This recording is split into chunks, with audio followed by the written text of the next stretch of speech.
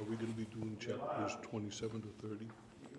We're picking up 26 that we left last class, yeah. and we're going to go all the way through 31. We're going to end the book tonight. We don't have any paperwork on 27 to 30. I bet it's right here. Yep, it's right here. Okay. Okay, raise your hand if you need the paperwork on 27 through 31. Chapters 27 through 31. I'm sure everybody does. Okay, I think everybody's got it, bro. So if you got yours, You don't need it? everybody picked it up, I guess. Okay.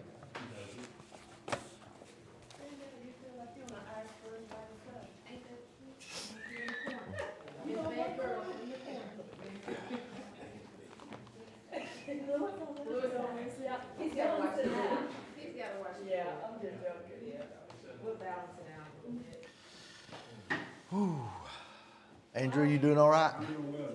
Yes, sir. Doing good. Miss Lindell, you doing okay? Good, good. I know Winona's doing good, right? All right. This is 31. I already have that.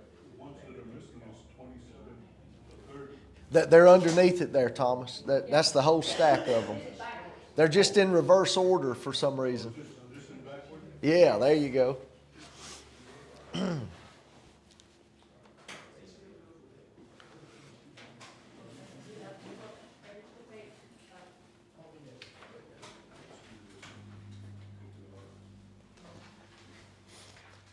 All right, I'm just awaiting the go-ahead from our guys. Yeah, you're live. Oh, we're live? Okay. Yeah, sorry, I think Thomas was talking to you, didn't hear me. Okay, not bad.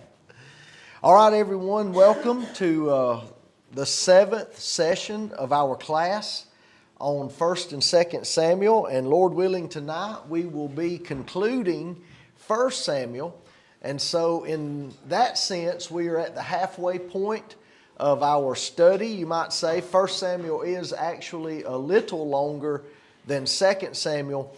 But what's most important perhaps is the fact that Monday night will be our midterm exam.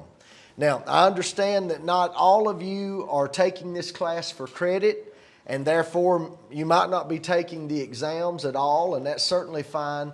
But if you are taking the midterm exam Monday night, that's only what now, 3 or 4 nights away. And I made available a study test 1 or 2 class sessions back. And so I hope that you've already availed yourselves of it if you're planning on taking the test.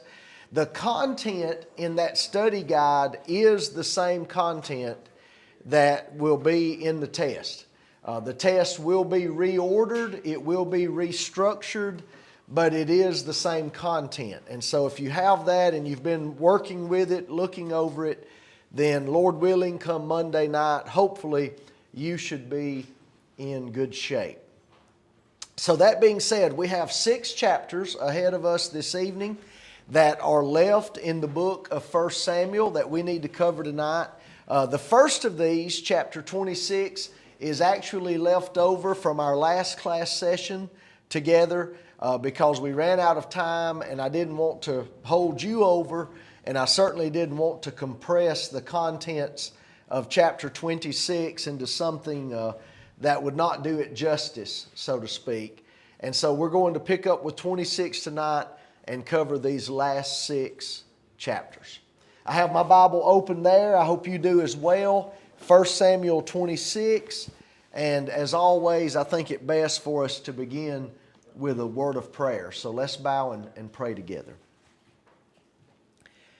Father in heaven, we pause in our efforts here presently for the purpose of coming in Thy throne room, Father, in prayer. We know we have this access only through the high priesthood of Thy Son and our Savior Jesus Christ.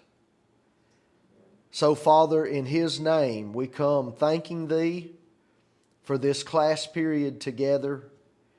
We are thankful for every student, whether here in person or for those who are joining us online. And Father, we ask Thy blessings upon this class. Please, Father, bless me as the teacher. that I would faithfully present thy word and nothing more, nothing less.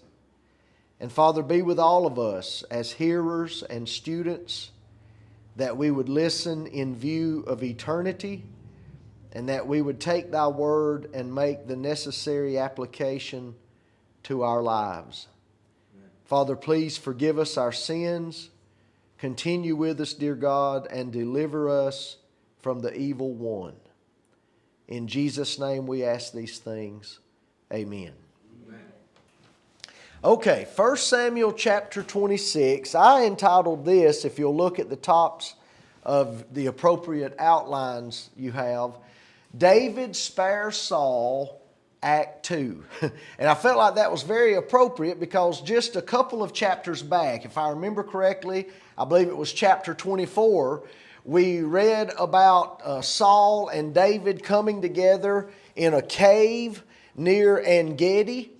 Saul apparently had gone into this cave to relieve himself, not knowing that David and his men were in the recesses of that very cave. And David got close enough to the king to cut off a corner of his robe.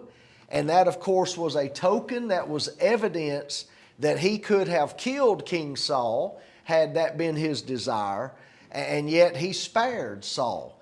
And so that was Act 1, if you will. But this now in chapter 26 will be Act 2, David sparing Saul once again. Now, in this first part of the chapter, verses 1 through 12, we'll see that David and Abishai enter Saul's camp.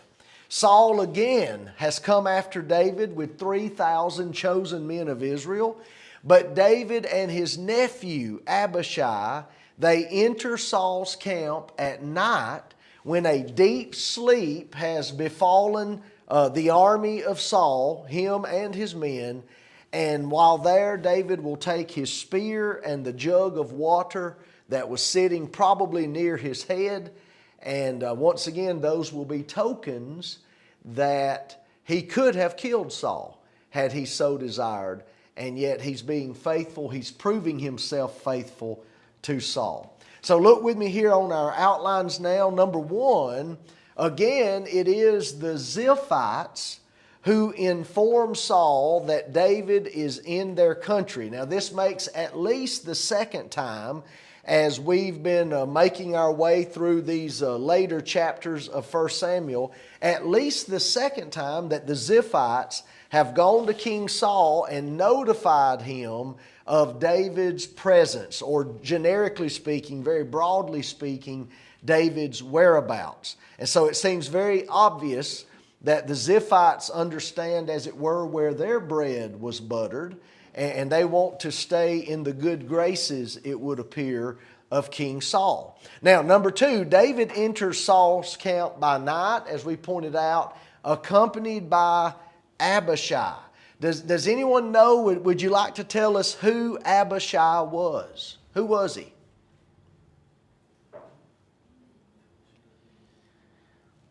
As I've got it understood, go ahead. Okay, he's one of the 3 sons. I try to say Zeruiah, but I'm not for sure. But Zeruiah apparently was David's sister. And so if he's a son of David's sister, who would that make him? David's nephew. I don't know why, but one source I was looking at earlier this morning said at least twice, over and over, at least 2 times, that they were first cousins. And I kept looking at that, and I kept looking at Zeruiah's description as being David's sister, and I'm like, that's not how that works. They're not first cousins. That would be David's nephew. Now, what's significant is there were 3 such nephews who were brothers: Joab, Abishai here, and Asahel. Okay, those 3 were brothers, and they have been described by some writers as some of the most loyal and maybe even some of the bravest and perhaps fiercest fighting soldiers of King David. That is their uncle, and they are loyal to him, and sometimes you might even say almost loyal to a fault in a sense. But anyway, that's who enters the camp by night with David. You know, these are two men going right into the midst of Saul's camp. Some would call that a suicide mission, wouldn't they? And yet Abishai is willing to go. David asks, and Abishai, he answers and says, I will go. And I find that very impressive in and of itself. Now, number three, obviously this was a bold move, because as you read in the text here, Saul slept in the midst of the camp, and he was surrounded all around by his soldiers. So the fact that David and Abishai made it to King Saul's bed, was able to get the spear stuck in the ground beside him, was able to get the jug of water that no doubt stayed there through the night for the king's comfort. That tells you they went right into the midst of the enemy, and that is a bold move. Number four, as before, in Act 1, if you will, David spares Saul, Act 1. David is again urged to kill Saul, but this time as Abishai urges him to do that, he basically says, look, I'll do it. David, if you feel badly about it, if you don't want to kill the Lord's anointed, I'll do it, and I can make it with one stroke of the spear. I'll make quick work of him while we're here. And of course, David restrains him and refuses to kill King Saul. Pick up with me at verse 7. For the sake of time, we won't be able to read all of these chapters, obviously, tonight. But in chapter 26, pick up with me at verse 7. So David and Abishai came to the people by night, and there Saul lay sleeping within the camp with his spear stuck in the ground by his head, and Abner and all the people lay all around him. Now, why is Abner mentioned specifically? Who is he? Okay, he is the military commander over all of Saul's army. Okay, I think relationally, if I remember correctly, I think he would have been Saul's uncle. And that's kind of interesting. David is served loyally by a nephew, actually three nephews, Joab, Abishai, and Asahel. And here Saul is served loyally by an uncle, Abner. All right, verse 8. Then Abishai said to David, God has delivered your enemy into your hand this day. David, this is your opportunity. Now therefore, please, let me strike him at once with the spear right to the earth. I will pin him to the ground, and I will not have to strike a second time. Now, usually when I read that statement, I will not have to strike a second time, I understood that as Abishai saying, I'll do it right the first time. Or I'll make short work of King Saul. That's the way I understood it. But one writer that I was looking at again earlier today, he had an interesting take on that. His point was, if Abishai struck him once cleanly and lethally, that it would minimize the noise. And there wouldn't be, pardon this, I know this is kind of gruesome, but there wouldn't be a lot of hacking and a lot of terrible sounds. It would be a quick and lethal stroke. And if you're in the midst of an enemy camp, everybody sleeping around you, would that not be preferred? Absolutely. And so I thought that was an interesting take on that that I wanted to offer for your consideration. Verse 9. But David said to Abishai, do not destroy him. I wonder how difficult that was for him to restrain Abishai. Because again, as I stated in previous class sessions, not only has David's life been turned upside down by King Saul's hounding him all through southern Palestine, but these men who are with David, who have been loyal to David, now some 600 men, their lives too have been turned upside down. So I just wonder how difficult it was to restrain Abishai. Do not destroy him, for who can stretch out his hand against the Lord's anointed and be guiltless? David said furthermore, as the Lord lives, the Lord shall strike him, or his day shall come to die, or he shall go out to battle and perish. Now, I have questions in your outlines about those three items in verse 10, and I'll have a slide, and so I'll deal with it there. But basically, just to summarize it for the time being, David seems to be saying here, you know what? King Saul's time is going to come one way or another, but I will not be guilty of killing him.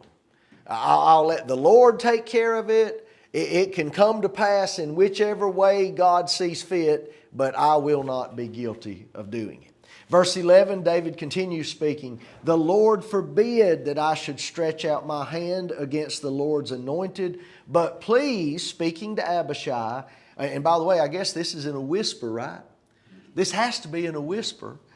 "But please take now the spear and the jug of water that are by his head, and let us go." Let us be getting out of here. So David took the spear and the jug of water by Saul's head, and they got away. And no man saw or knew it or awoke. Now, underline this last part of verse 12.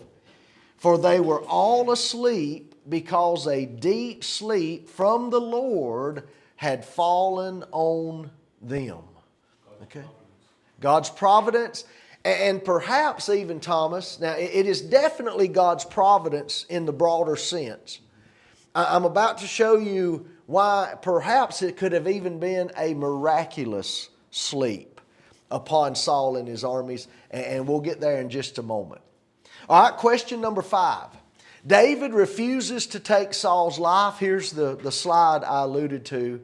Instead, noting the 3 manners in which Saul could die. And these were all in verse 10. Number 1, the Lord could strike Saul himself. Okay? Number 2, Saul's time. And I have that in quotes. I am not fatalistic. I do not believe that each one of us has a set time in which we will die, and nothing can change that. I believe certainly we can hasten the day of our death, for that matter, by very poor decisions. And sadly, many people have done that. But perhaps he's talking there about dying of natural causes. And then number 3, he says, or Saul could be killed in battle. Either way, David says, I will not do it, and I'm going to entrust Saul's life, and I'm going to entrust my own life to the Lord. And that, of course, is a very admirable attitude. Now, number 6, David continues to trust in the Lord, and the Lord is obviously involved in these events. I think we could all agree on that. No debate, no discussion. God is obviously involved in what's going on here in chapter 26, as a deep sleep had fallen on Saul and his army. Now, what's interesting about this deep sleep is that this is only the third time so far in the Old Testament that this particular Hebrew word is used.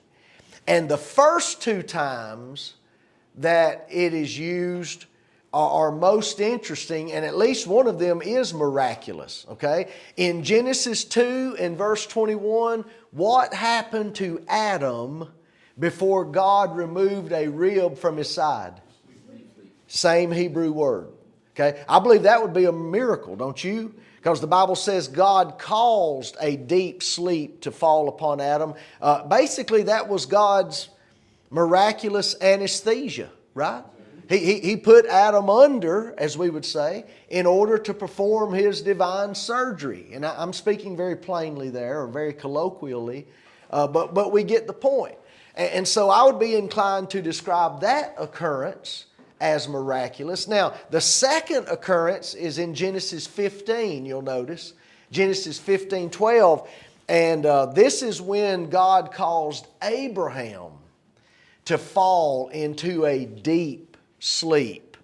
And that's when there was a covenant basically made, if I'm remembering correctly there, in Genesis 15. And so that can maybe be debated more, whether it's miraculous or merely natural. But here on this occasion, you've got 2 men that make their way into Saul's camp. No telling how many soldiers they had to walk through, between, beside. Who knows, they might have even had to step over some in the camp. They're carrying on this conversation that we've read about here in the text between themselves. They get the spear, they get the jug of water, and they get out of camp and nobody wakes up. And so I would not be dogmatic on it, but I am more inclined to think that this usage of the Hebrew word falls in line with its first usage back in chapter 2:21 of Genesis, where Adam had been put under a deep sleep. At any rate, it doesn't matter whether it was a miraculous phenomenon or whether it was simply God's providence at work, which is equally as effective. At any rate, we know that God was involved in these events. Okay, number 7, as tokens of his presence in the camp, David takes Saul's spear and his jug of water. Okay, so that's the first section here of the chapter, verses 1 through 12. Now, in the second section, before I advance the slide, David, following this feat, David and Abishai, they go a great distance out of the camp. Apparently, Saul and his army are camped on the top of a hill, and they are camped beside a known road. You get that description, I believe, in verses 1 through 4 of the chapter. David and Abishai, they leave that hill, they go across the valley a great distance over to the next hill, clear across the valley, and that's when he calls out. David calls out to Abner, Saul's military commander. And when he does this, he points out that Abner has fallen down on his job. Okay, and we're about to see that perhaps. Saul recognizes David's voice, and then we have an exchange between David and Saul. And obviously both of them must have been yelling, because the Bible tells us that David was a great distance before he woke up everybody in the camp. Why would that have been necessary? Well, yeah. What about archers? You know, archers, they can cover some ground. And so, no doubt, this is a great distance, as the Bible says, and that means that as David and Saul are conversing here, they must have been yelling back and forth, you know, across this valley, as it were. So let's get into these questions here.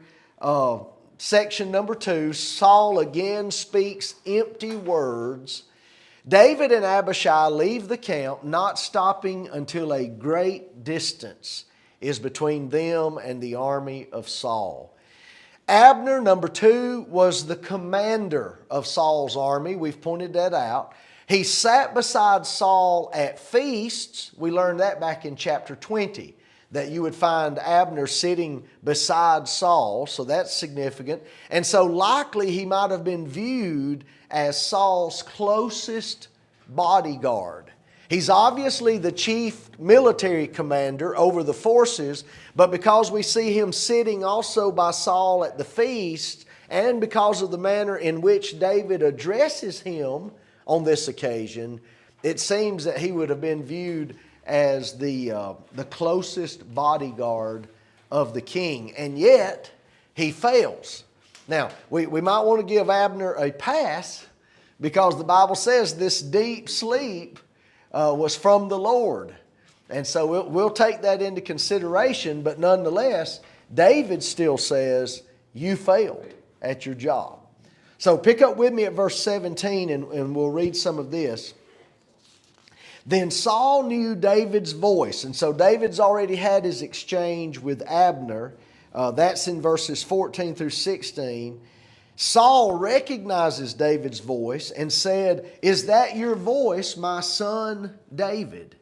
David said, "It is my voice, my Lord, O King." What's significant about these addresses here? Yeah. When David speaks to Saul, it's a term of respect. My Lord, O King. He's showing the due respect. But what blows my mind, well, his is a term of endearment. Yeah, my son. Why are you trying to kill me? It just goes to show, and by the way, the Bible warns us of this. Do people's words always match their intentions? No. And by the way, a little verse that we quote, or actually it's a part of a verse that we quote all the time. Proverbs 23:7. We don't quote but the last half of it, or last part of it. As a man thinketh in his heart, so is he. If memory serves me correctly here off the cuff, I believe if you'll look at 23:7 of Proverbs in its entirety and in its context, you'll come away with this lesson. That a man can be looking at you and can be speaking to you with one message, but that message does not reveal his true intentions. As he thinks in his heart, so is he. Okay? And so we're just reminded of that fact here. Lying to you straight face. Yes, some people will do that, won't they, Thomas? They can lie to you with a straight face. All right, so verse 18, and he said, David says to Saul, now that you've called me son, why does my Lord thus pursue his servant? Why are you hounding me? For what have I done, or what evil is in my hand? And you know, those are good questions, because David has proven himself loyal time after time after time. And so those are two good questions he asked in verse 18. Verse 19, David says, now therefore please let my Lord the king hear the words of his servant. David says, number one, if the Lord has stirred you up against me, let him accept an offering. I'm going to say something about that in our questions. Number two, but if it is the children of men, Saul, if somebody is in your ear and somebody is telling you that I mean you harm and that I'm a threat and that I'm out to get you, he says, may they be cursed before the Lord. For they have driven me out this day from sharing in the inheritance of the Lord, saying, go serve other gods. In other words, if somebody has gotten in your ear, Saul, and if they're the reason why you're hounding me like this, I hope God curses them, because they've basically made it to where I'm going to have to leave Israel. To save my life, I'm going to have to get out of my own country, because you're after me so. And when they say, go serve other gods, for many in the ancient world, you were supposed to, now this was not God's will, but for many, the way they looked at it, you were supposed to serve the gods of the country, the land in which you lived. Okay? And so David says, your actions would have me to flee to another land, another nation, where I would be tempted at best. I would be tempted perhaps to serve other gods. He says, I don't want to do that. Thomas, what you have? You think because of David's obedience to God, that he was able to have insight as to what's going on with Saul, and just kind of like taking the back seat, but it seems like he has a clear vision as to what's going on, like the children in your ear. Well, on occasions, we do know that David had direct revelation by God and from God, on occasions. When we get to this in our sheets and on our screen, Thomas, I'm going to take a little different view concerning this scenario right here. And so let's hold on just a minute, and we'll get there, and I'll present my thoughts on that. Verse 20, David continues talking. He says, so now, do not let my blood fall to the earth before the face of the Lord. For the king of Israel has come out to seek a flea, as when one hunts a partridge in the mountains. Now, this is why I've labeled section 2 here. Notice on the screen, Saul again speaks what kind of words? Okay. well, on the screen though, empty words. Yeah. He has spoken words of endearment, Lewis, which are about to prove empty again, because he doesn't have any, at this point, I think it is safe to say, he really doesn't have any permanent intention to leave David alone.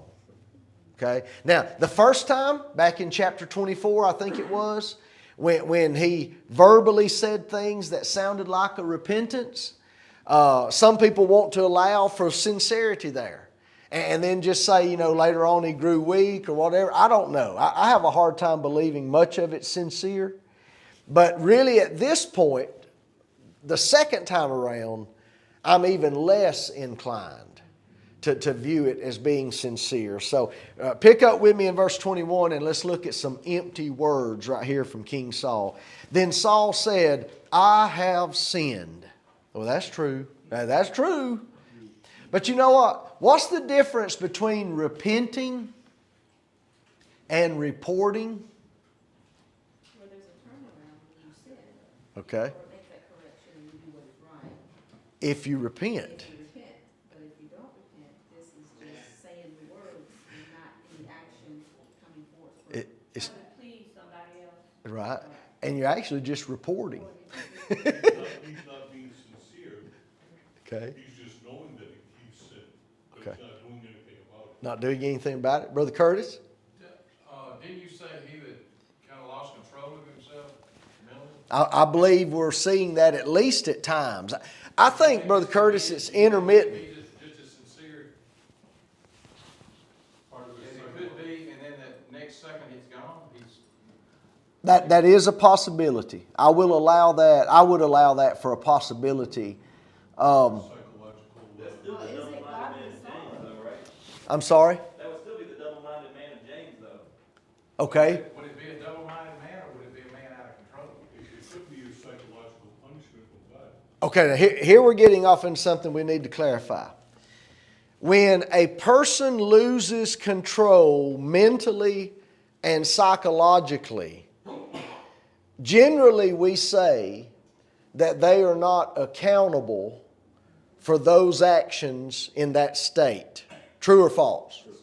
Generally we say that, okay? And generally I stand by that. But this is what you've got to realize, and this is what's scary about sin.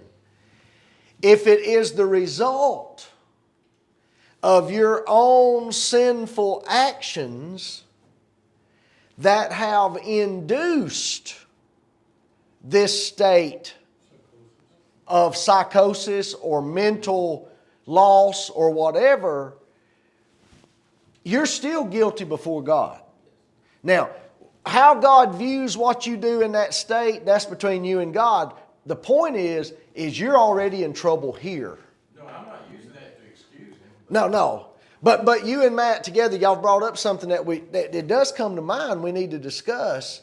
And that is, someone says, well, I pity Saul because I think he's having a psychological break. Personally, I think he may be also. I really do. But the problem is it is his sin and it is his willfulness that has brought that on. That's all I'm adding to the discussion. With a psychological problem like that is actually more dangerous than Ooh. somebody that's double-minded. Because you can at least work with that. This guy's totally out of control. Well, that's a good point. Did it start off that way, though? That's the question. Did it start out that way? No, it did not. No, it started out with willful sin. Yes. We don't make exceptions for pathological liars. Okay. We just don't. Okay. So if he's sinning, and he's pathological, that's a psychosis. Yeah. We have to ask, don't we, Thomas? We have to ask what brought that on. And I think almost without exception, it is due to willful disobedience. Yeah. All right, very good thoughts. Good thoughts. Let's read on here. He says, I have sinned.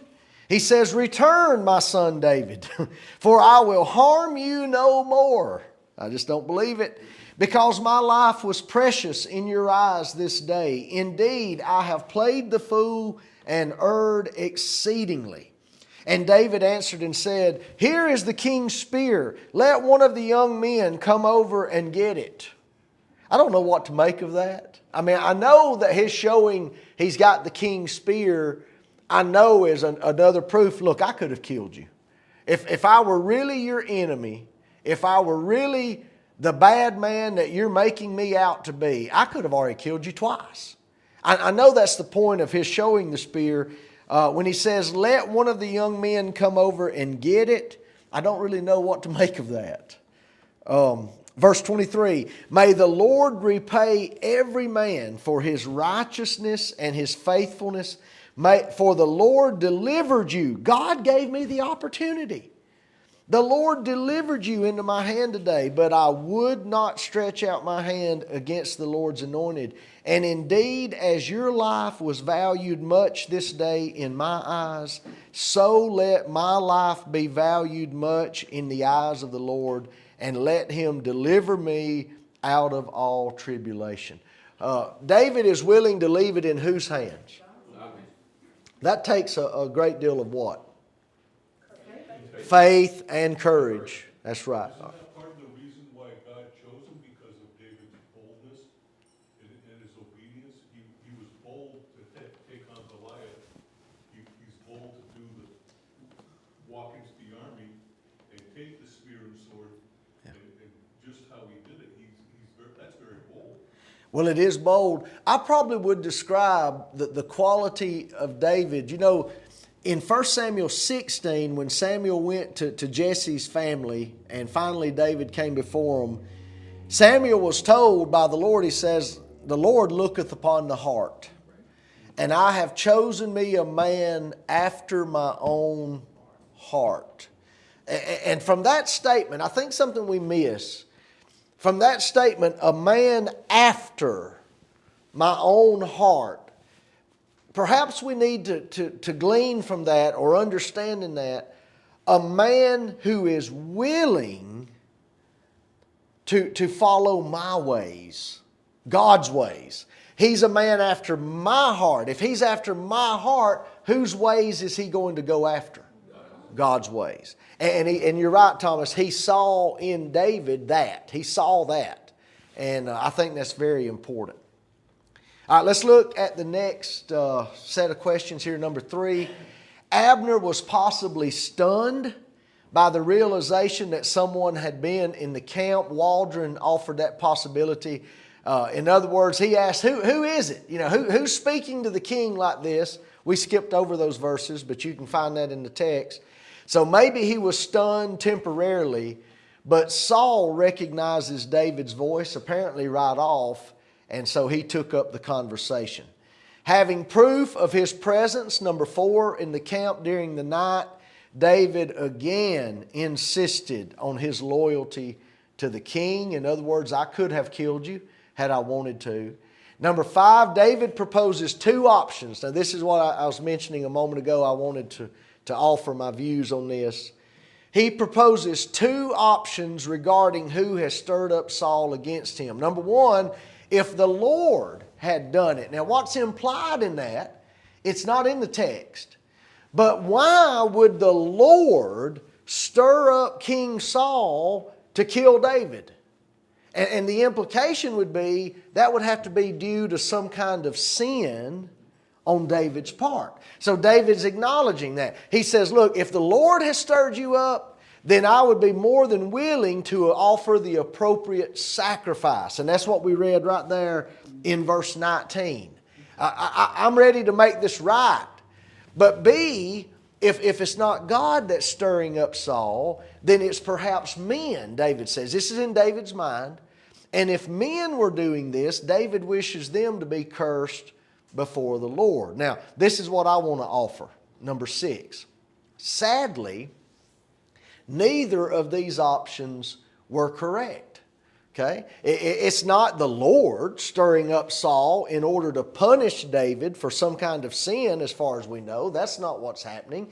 We don't read. I don't know that we ever read of anybody getting in Saul's ear and telling Saul, hey, that David's a threat to you. You better take him out, blah, blah, blah, blah, blah.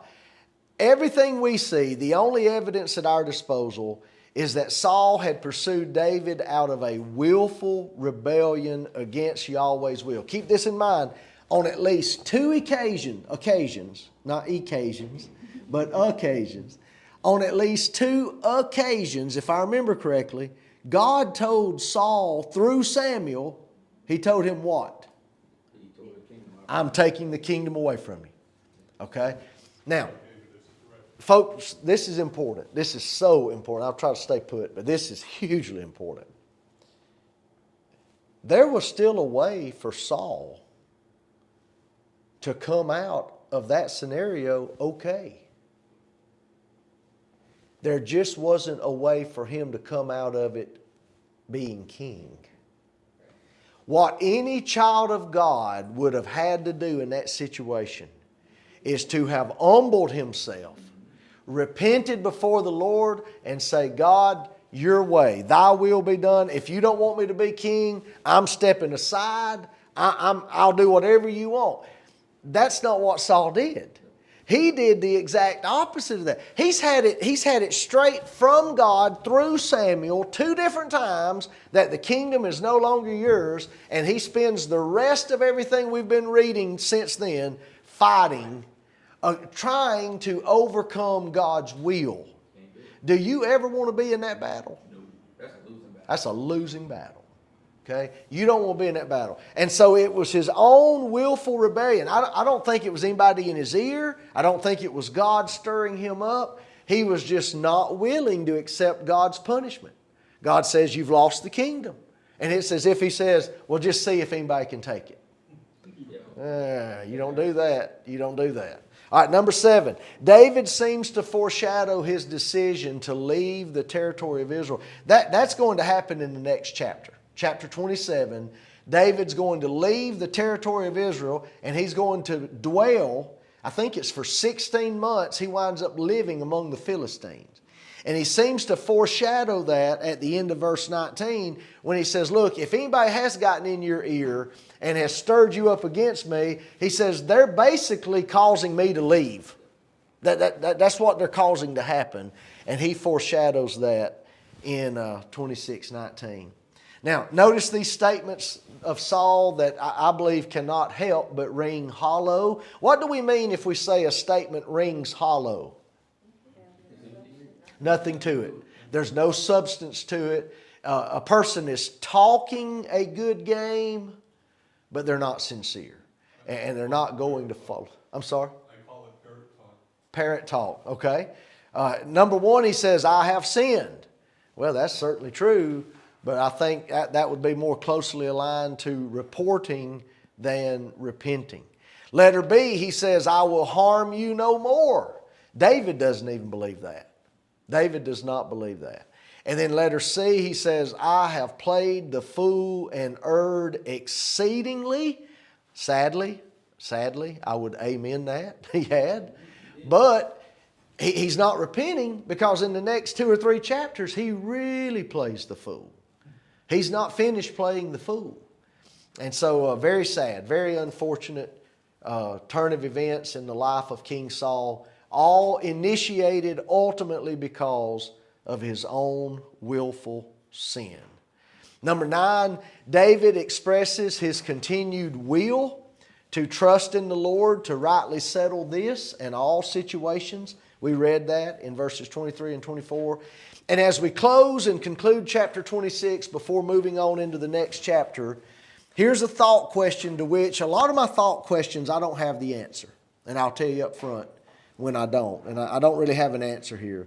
But I think it's worth our pondering and our considering. Did God use David's 2 instances of sparing Saul's life, I think chapter 24 and now chapter 26, did he use those 2 in order to chasten Saul in hopes that it would soften his heart and submit to his will? It's possible. You know, Peter says a lot in his 2, I say he says a lot, in both of his epistles.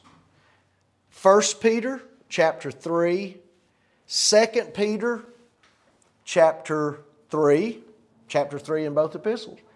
Peter mentions the long suffering of God. And sometimes I feel like we miss this. And what I'm about to say, I want you to know I'm very thankful that it is the way that I think it is. You and I, we will write off people long before God does. And I'm glad it's that way. I mean, I'm glad that God doesn't write us off as quickly as we might want to write off each other and just say there's no use. Remember 2 Peter 3:9, one of those occurrences was, the Lord is not slack concerning His promise, as some men count slackness, but is what? Long suffering to usward. Not willing. The reason God can hold out so long. Someone says, man, I would have given up on them a long time ago. God says, I'm going to go as long as I can go because I'm not willing that any should perish, but that all should come to repentance. And so we have to wonder if God is, because both times now, let's revisit this, both times, who gave David the opportunity to kill Saul? God did both times, providentially. And both times David said no. And so we have to wonder, is God using this in hopes that Saul's heart might be touched and that he would be humbled and that it would be not only sincere but that it would be lasting? And of course it definitely proves not to be lasting. Yep. All right, now let's go into chapter 27. David among the Philistines. I told you that he's going to be leaving the territory of Israel for his own safety. Basically, he decides that remaining in Israelite territory is going to further jeopardize his life. He doesn't believe Saul when Saul tells him, as we read, I will harm you or seek your harm no more. He doesn't believe that. And so he winds up with his 600 men and all of their respective households. So that's going to include their wives and their children. They wind up moving in and basically taking over a village or a town known as Ziklag. And this was under Philistine control, and yet the Philistine king Achish gives David and his men this town to live in. And it's just a very interesting turn of events right here. All right, so let's get into our questions and our sheets. Achish gives Ziklag to David and his men. Number one, even after Saul's confession, David concludes that he and his men must leave the territory of Israel if they are to get any relief from Saul's pursuit. Now, what would have been Abishai's method of getting relief? Let's just cut the head off the snake, right? You cut the head off the snake and you solve the problem. David says, no. He says, before I kill the Lord's anointed, I'll leave Israel if I have to. Number two, in the previous chapter, David had essentially said that Saul and any men influencing him were driving him out. He had essentially said that. And so that statement in 26:19 obviously foreshadowed his decision here that we read about in the beginning of chapter 27. All right, pick up with me down at verse 3 here in chapter 27. David goes to King Achish, king of Gath. So David dwelt with Achish at Gath initially, he and his men, each man with his household, and David with his 2 wives, Ahinoam the Jezreelitess and Abigail the Carmelitess, Nabal's widow. We ended last class with Nabal and how he died, and then David married his widow Abigail. Verse 4, and so it was told Saul that David had fled to Gath. And what's the last line of verse 4 says? All right, now think about this. Why do you think that settled it for Saul? I know what he said, but this verse doesn't tie his seeking David's no more to his penitential statements.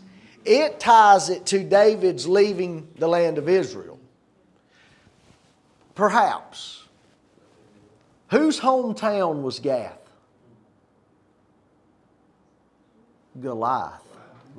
Okay. So remember in an earlier chapter, I think from last week, David went to Gath on another occasion. People started recognizing him, and he became fearful for his life. And he feigned insanity, and they let him go. Okay. Now, some time has passed. It's a different circumstance now, so he goes back. But maybe, just maybe, in Saul's mind, he's thinking, well, good enough for him. If he stays in Gath long enough, surely the Philistines will kill him. Perhaps he's thinking that. Perhaps he's also thinking, hey, as long as he's in Philistine territory, he's no real threat to what? He's no real threat to me and the throne of Israel. So maybe that's what he's going through. I don't know. But anyway, that's where he winds up, is down in Gath. Now notice verse 5. Then David said to Achish, king of Gath, if I have now found favor in your eyes, let them give me a place in some town in the country, that I may dwell there. For why should your servant, he's speaking very humbly of himself, why should your servant dwell in the royal city with you? Gath was part of the Pentapolis. Pentapolis means 5 what? 5 cities. 5 cities. So you had Gath, Gaza, Ashdod, Ashkelon, and Ekron. The Pentapolis, all ruled by what people? Philistines. Philistine people. Now Gath, being one of those of the Pentapolis, David calls it here the royal city. This is where Achish lives. And so it sounds very humble. He's basically saying, look, I know I'm an outsider. You've been so kind to take me in.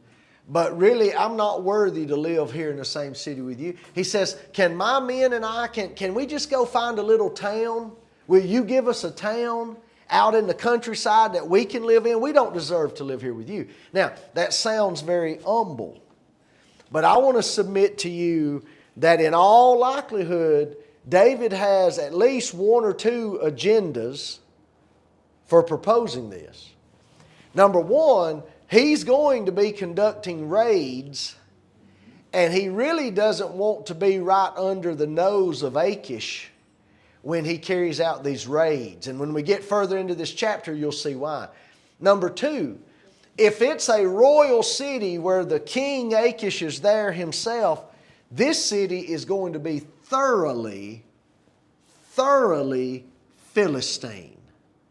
Meaning it's going to be nigh impossible to get away from Philistine religion. It's going to be nigh impossible to get away from Philistine customs. There is no indication whatsoever that David wants himself or any of his men to take up Philistine ways. He doesn't want that. In fact, that would be a grave danger. Okay? So it would be much better if Achish put David and his men and all of their families. How many people are we talking about here? Do the math. Do the math. How many men are with David at this time? 600 men. Let's say everyone has a wife. Maybe not, but let's just say that. That's 1,200 people immediately. And then let's just say everyone has 1 child. That's not realistic. They're probably going to have more than 1 child. Just like that. This is 1,800 Hebrews. You take 1,800 Hebrews and you put them in a small village, a border town. And not only, number 1, does that get David out from under the nose of Achish to where he has a little bit of latitude now, but number 2, it's going to be a whole lot easier to keep your people from assimilating into Philistine culture if you can have a little village off to yourself than instead of having to live right there in the royal city. See that? And so I want you to be aware of that, because what David here, well, I'm not going to sugarcoat it. Later on in this chapter, David is flat out deceiving Achish. He's flat out lying to Achish, okay? So I want you to understand the background as to why David is likely saying what he says right here. All right? Verse 6. So when he makes this request, so Achish gave him Ziklag that day. Therefore Ziklag has belonged to the kings of Judah to this day. Now the time that David dwelt in the country of the Philistines was 1 full year and 4 months. So how many months? 16. He stayed there over a year. All right, let's go back to our questions. Number 3. David had attempted finding refuge in Gath before. This was all the way back in chapter 21. But the situation was different then. Different how? Well, for one thing, it would have been closer in time to the actual death of Goliath. The death of Goliath would have been much fresher.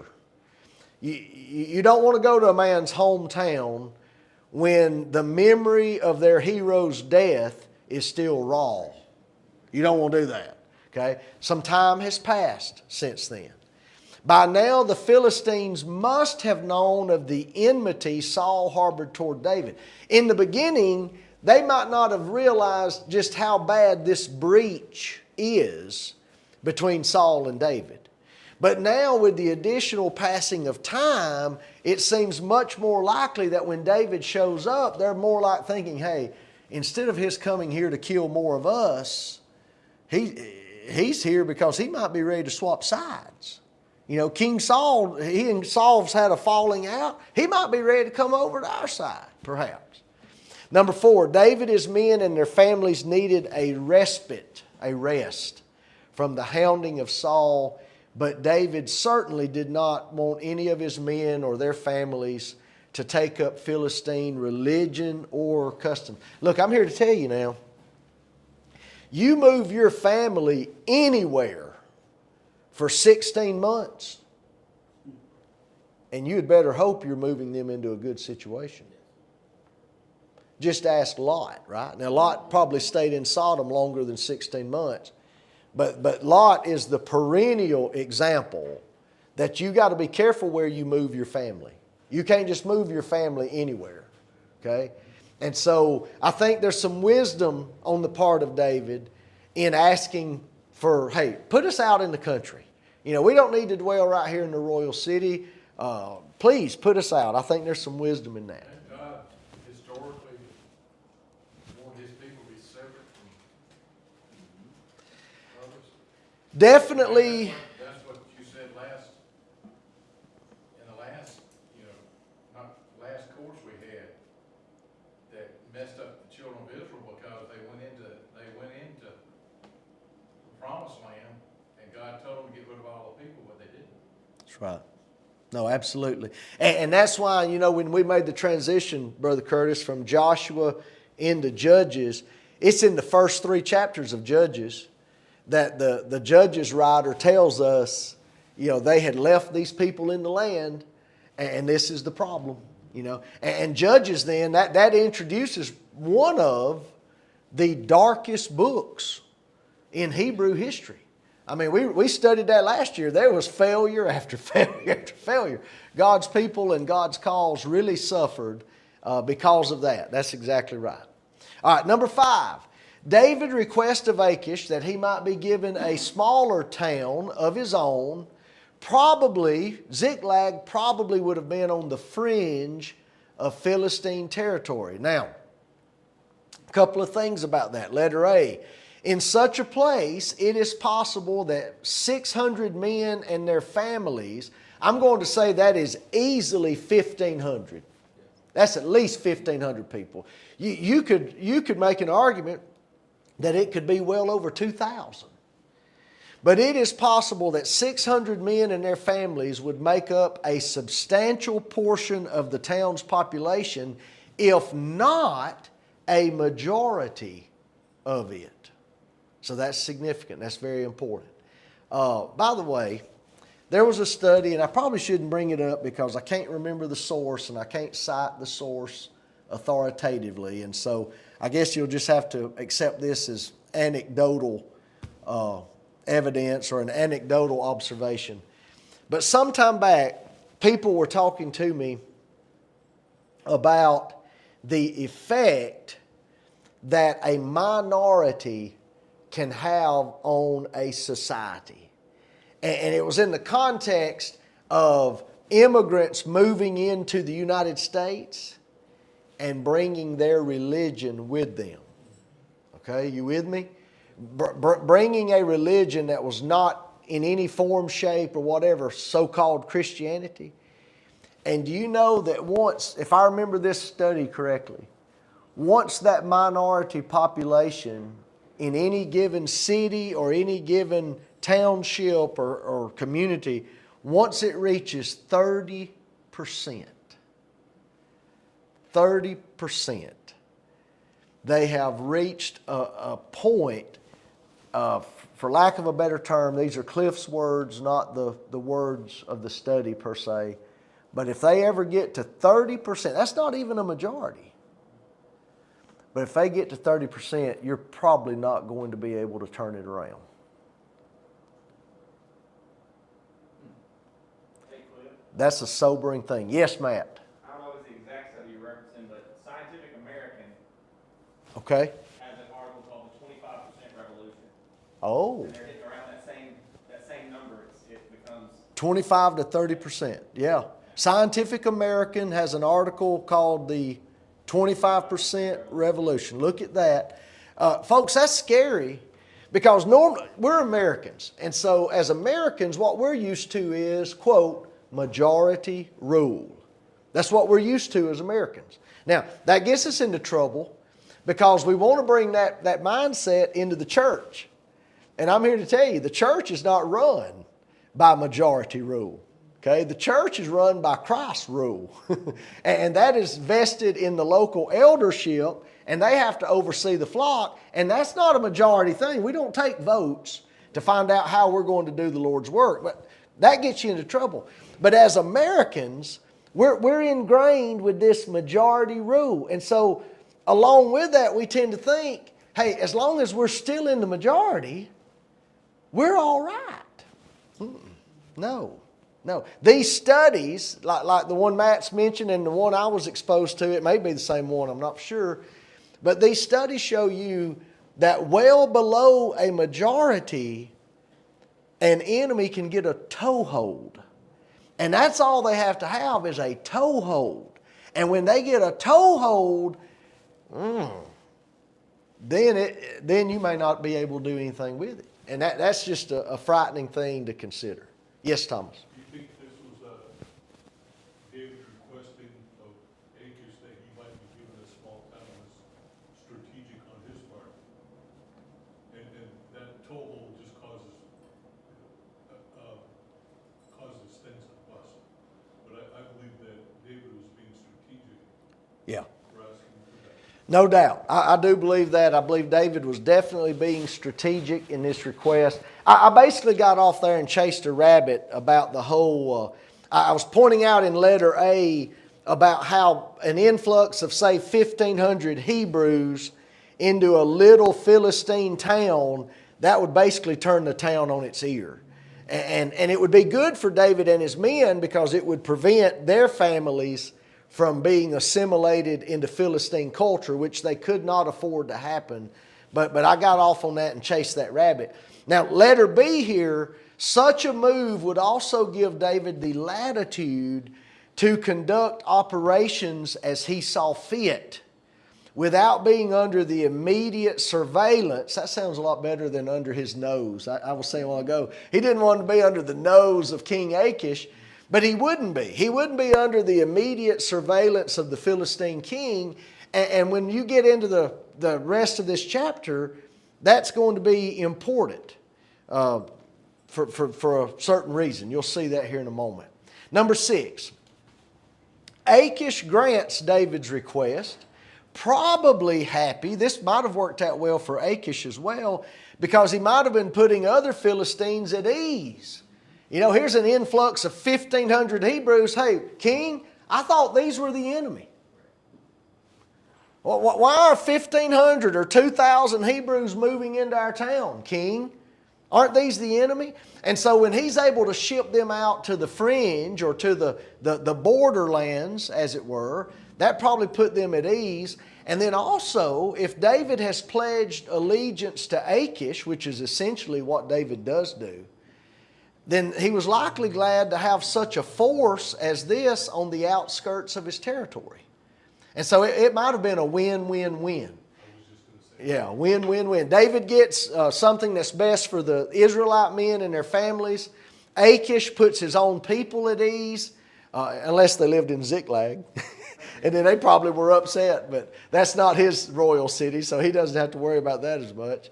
And then he's also got a force that, as far as he's concerned, is loyal to him, not really, but that's the way it's made out to be. And so he's got that out on the outskirts of his territory. Number seven here, David's total time, as we pointed out, was 16 months. All right, let's pick up reading at verse 8 in chapter 27. And David and his men went up and raided the Geshurites. Now, the Geshurites would have been enemies of Israel, possibly allies of the Philistines. The Girzites and the Amalekites. No doubt the Amalekites had perennially been enemies of Israel.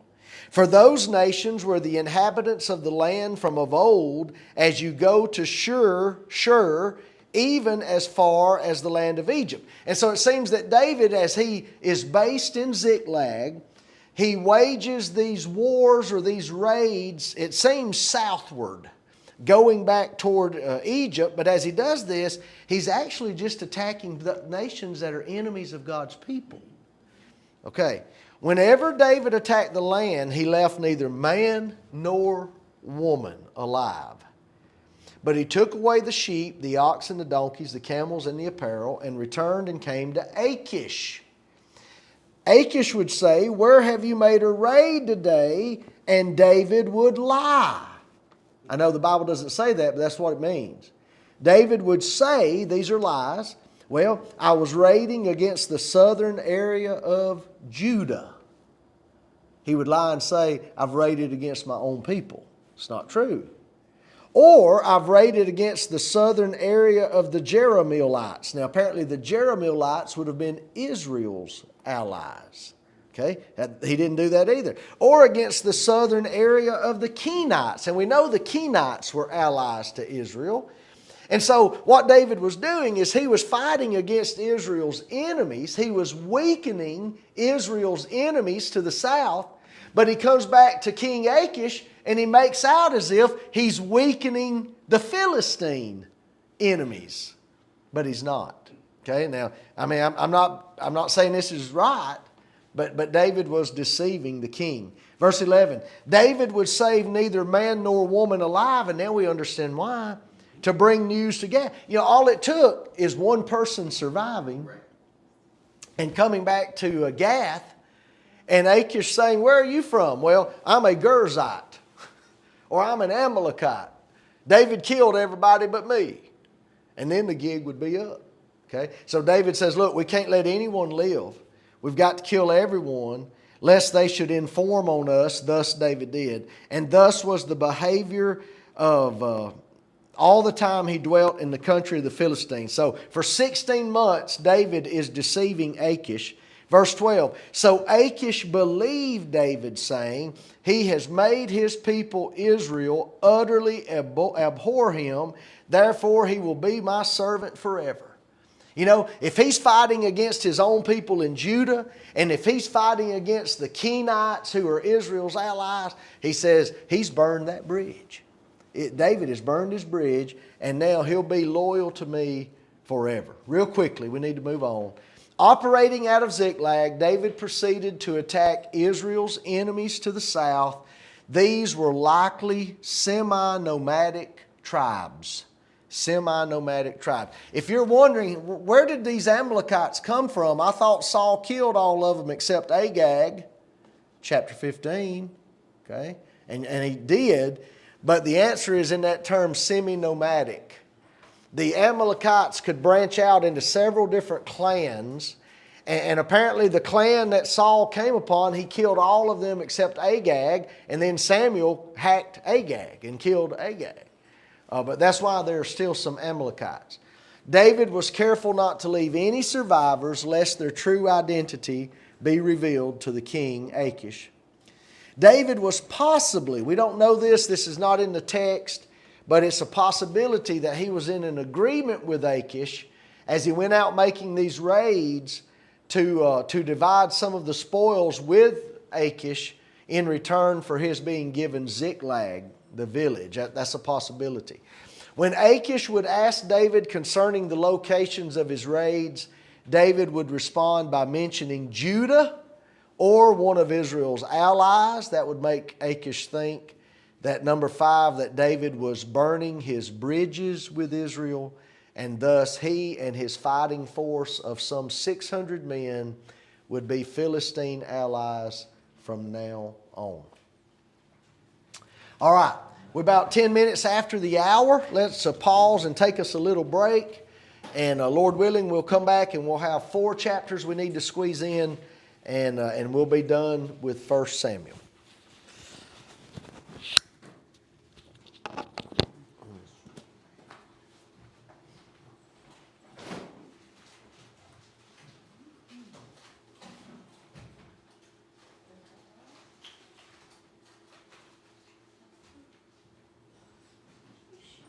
You do all that talking, you have to wet your whistle after a minute.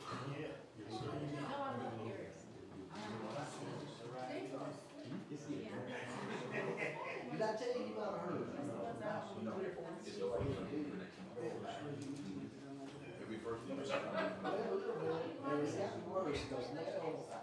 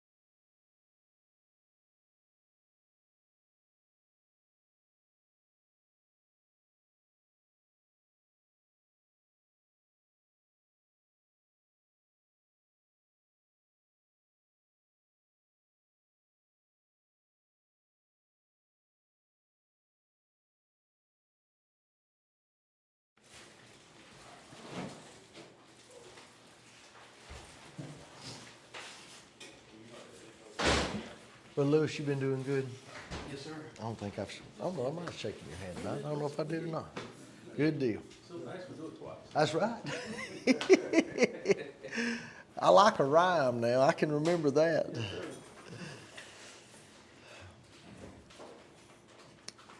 All right, simply because we have 4 chapters left, we better get on and move rather quickly through these last 4. We've come to 1 Samuel chapter 28. I didn't know a better title than simply a very desperate man. And I'm talking about King Saul. And his desperation shows us, it just shows us an example of how far sin can take you and how desperate your situation can become. And all of that is still in this life. The ultimate ruin caused by sin will not be until the next, until eternity. And so God allows us to see more than enough about the awfulness of sin in this life to let us know that we don't want sin to go with us into the hereafter. And so a very desperate man. Now, here in this chapter, the Philistines get on the warpath once again. You know, in some earlier chapters, we read about the battles between Israel and their enemy, the Philistines. We read about that. But then once after David and Goliath in chapter 17, if memory serves me correctly, I don't know that we've read a whole lot since about hostilities, open hostilities between the Israelites and the Philistines. But now they're about to revive. Those hostilities are about to flare up again. And oh, by the way, this is going to put David in a very awkward situation, isn't it? Because he's living among the Philistines. He's basically, quote, pledged allegiance to the Philistines. But in David's heart, has he ever wanted to hurt God's people? No. And so it's quickly appearing like it's going to be put up or shut up time for David. And this is going to be very, very awkward. So in chapter 28, there's some unique things here about the chronology. Let's read verses 1 and 2. Now it happened in those days that the Philistines gathered their armies together for war to fight with Israel. And Achish said to David, "You assuredly know that you will go out with me to battle, you and your men." You know that. Now look how David says this. So David said to Achish, "Surely you know what your servant can do." Kind of left that wide open, didn't he? You know, we might say David's got the makings for a politician, right? He can say something and leave you looking at him like, well, what did he mean by that? You know? Surely you know what your servant can do. And Achish said to David, "Therefore I will make you one of my chief guardians forever." Now, chronologically, if you could stop and drive a pen right there after verse 2, really that's where chapter 29 would begin. Pick up at 29:1 just for a moment. Then the Philistines gathered together all their armies at Aphek, and the Israelites encamped by a fountain which is in Jezreel. And now you read about the Philistine forces passing by, as it were, in review. You know, like forces would do, they would pass by or march, being reviewed before they go out to battle. Chapter 29 really would fit right here after verse 2. In verse 3, all that the writer is doing is he's giving us historical catch-up or reminder, if you will. Now Samuel had died. I'm back in 28. Samuel had died, and all Israel had lamented for him and buried him in Ramah in his own city. And Saul had put the mediums and the spiritists out of the land some time back. So he's telling us historically, Samuel's been dead since chapter 25, I think it is. Samuel's been dead, and oh yeah, Saul has already put all the witchcraft people out of the country. Okay, well, he tells us those two things because now that the Philistines are mustering an army, Saul can't talk to Samuel because he's dead, but Saul has a hard time finding a witch. because he's put all them out of the country. So that's why verse 3 is there. Verse 3 is just setting the stage for us.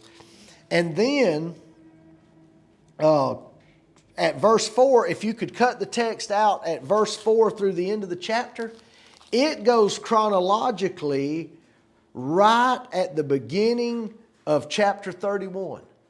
And so in verse 4, you start reading about how Saul is on Gilboa, and then Saul starts looking for a witch since he can't talk to Samuel. Samuel's dead. The Lord won't respond to him.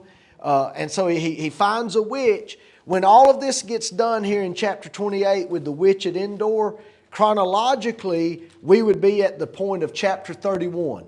You would go right from this into the battle. Chapter 29 and 30 are just telling us what goes on behind the scenes or in a different location in the events leading up to the battle. I know that sounds confusing, and I don't feel like I did a good job explaining that, but I just want you to know that the latter part of chapter 28 is not in chronological order per se. Okay? That's all I'm trying to point out. Okay, let's get here to our sheets real quickly. The Philistines muster for battle. Achish, the king of Gath, greatly trusts David at this time. He says, David, you know you got to go out with me to battle. I'm going to be counting on you. You're going to be one of my chief commanders in this war. Perhaps David's words are purposefully vague when he responds to Achish. Well, surely you know what I can do. Okay, yeah, what can you do? Well, we're not going to get into that. But anyway, his words perhaps are purposely or purposefully vague. Number 3, verse 3 provides 2 pieces of historical information which set the stage for what transpires in this present chapter. First of all, as I said, we're reminded that Samuel's already dead and gone. Okay, that means that Samuel's not there for Saul to turn to. He's already died. Letter B, we're also informed that Saul had cleared the land of mediums and spiritists. Okay, I might just categorize that together all under witchcraft. He had cleared the land of witches. Now someone says, well, when did he do that? Well, we don't know. It's not given a specific time that he did it, but I want to submit to you the plausibility that he had done it a while back. That this has been done a while, maybe several years earlier, because back in chapter 15, when Saul really messed up regarding the Amalekites, he and the people kept the finest of the animals instead of slaughtering them. He spared Agag's life instead of killing him. Something that Samuel said to Saul was interesting. He told him that rebellion is as the sin of what? If at that point in chapter 15, Saul had already obeyed the Lord by putting the witches, which by the way, that was obedience. In the book of Deuteronomy, Israel wasn't supposed to allow witchcraft. And so if Saul had already done this, if he had already put the mediums and the spiritists and the witches out of Israel's territory, Samuel here could be pointing out, why would you obey God in banishing witchcraft when rebellion is just as bad as the sin of witchcraft? And so I'm going to submit to you that whenever Saul had done this, I think it was probably prior to chapter 15, which means this has been done a while back. Which also makes sense. If it's been done a while back, that means in the intervening years, you're more likely that you can have a few more creep back into the country. And he does find a witch finally. He finally finds one. And so that makes sense if this is something that he had done many years before. All right, number 4, the Philistines had made a deep intrusion into Israelite territory by this time. 28 verse 4, we read that they came and encamped at Shunem. Wait a minute, what? Shunem is 60 miles north of Ekron. Ekron is near the top fringe of Philistine territory, the northern fringe of Philistine territory. It's one of the 5 lordships. It's in that Pentapolis. But if I remember right, I believe it's the northernmost one, Ekron. And Shunem is 60 miles beyond it. And so that tells you the Philistines have made a deep intrusion. And that's why verse 5, when Saul saw the army of the Philistines, he was what? He was afraid and his heart trembled greatly. Okay, this is scary. This is scary. If we had enemies, now God forbid, but if we had enemies to land in Miami, that would be bad, right? That would be bad. But if we woke up in 2 or 3 days and found out the enemies were in Dothan, that's even worse, okay? They landed in Miami and now they're on our doorstep. They're in Dothan, okay? Well, here, the Philistines, they've made 60 miles of progress into Israelite territory, and Saul is very, very scared. So he tries consulting the Lord, but the Lord's already told Saul, pardon the expression, the Lord's already told Saul, I'm done with you. I'm done with you. And now, if I still contend, if Saul had humbled himself, and if Saul had accepted God's decision and stepped aside, this would probably read very differently. But Saul's never done that. He's never humbled himself. He's never accepted God's will. And so God had not answered him and will not answer him by his dreams, verse 6, by the Urim and the Thummim. What were the Urim and the Thummim? Okay, very good. 2 stones. One stone was called Urim. The other rock was called Thummim, and they were kept in the breastplate of the high priest. Abiathar had these, and Abiathar was with David at this time, seemingly, and so that may be why the Urim and the Thummim wasn't a choice. And then number 3, not even by the prophets. Samuel's dead, but we know there were other prophets because we read about the schools of the prophets earlier in the book of 1 Samuel. But none of these had God answered Saul. He's got enemies 60 miles into his country, and yet God will not answer him. And he's desperate, and he's scared, and he's trembling. So now section 2, what does he do? He seeks out a witch in his desperation. Many commentators point out, by the way, I'm no expert in Bible geography, but this is just one of the many instances in which if you become very fluent and conversant in Bible geography, this is an example of where it's very insightful. Commentators will point out that for Saul to go from Gilboa, which is where he and his forces were, Mount Gilboa, to get from there to Endor, if the Philistines are camped out in Shunem, he would either have to sneak past or go around the Philistine forces to get to this witch.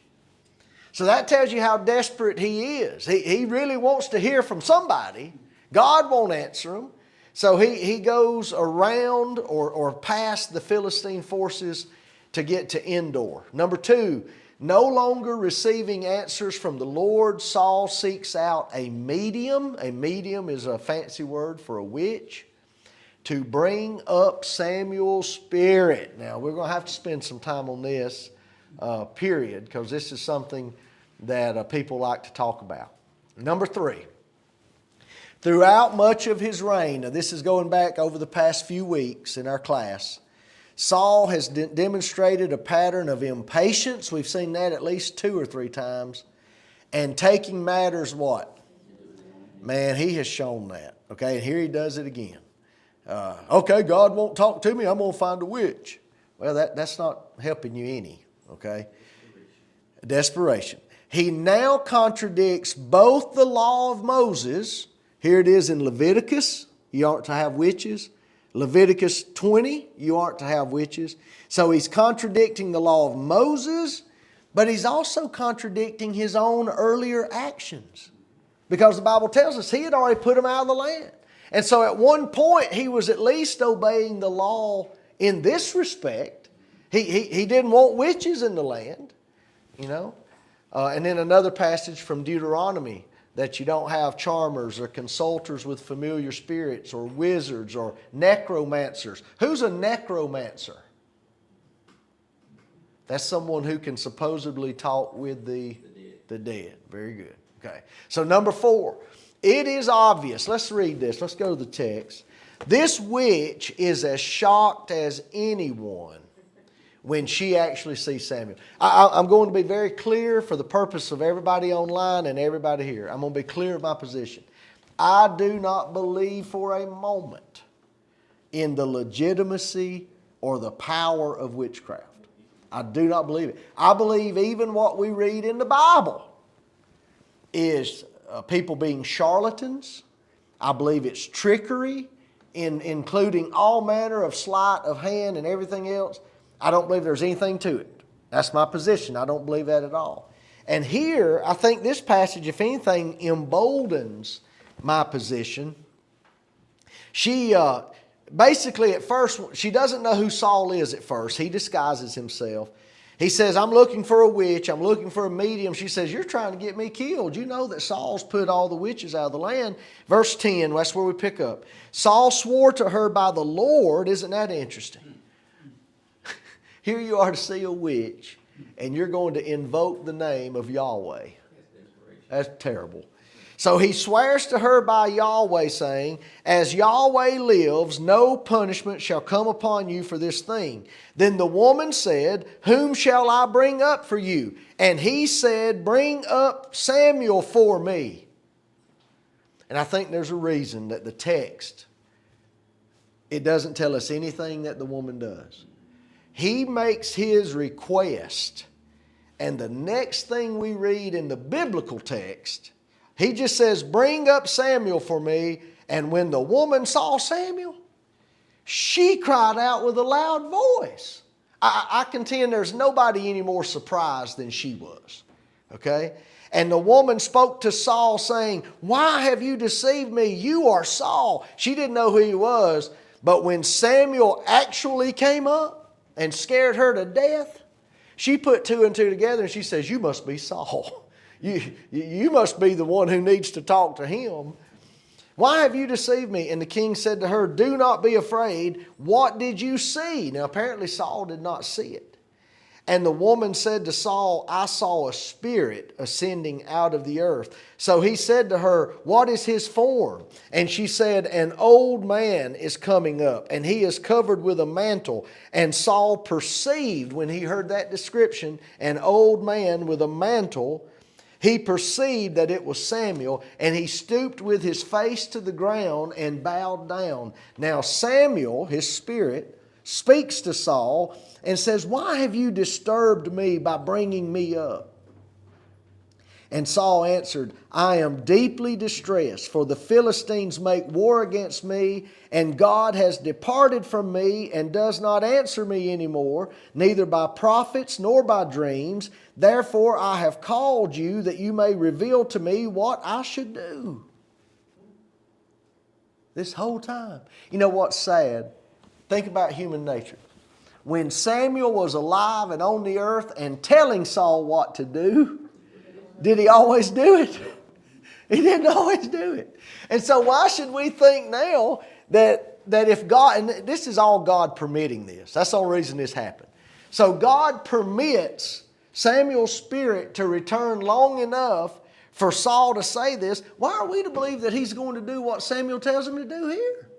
He didn't follow his instructions when he was alive.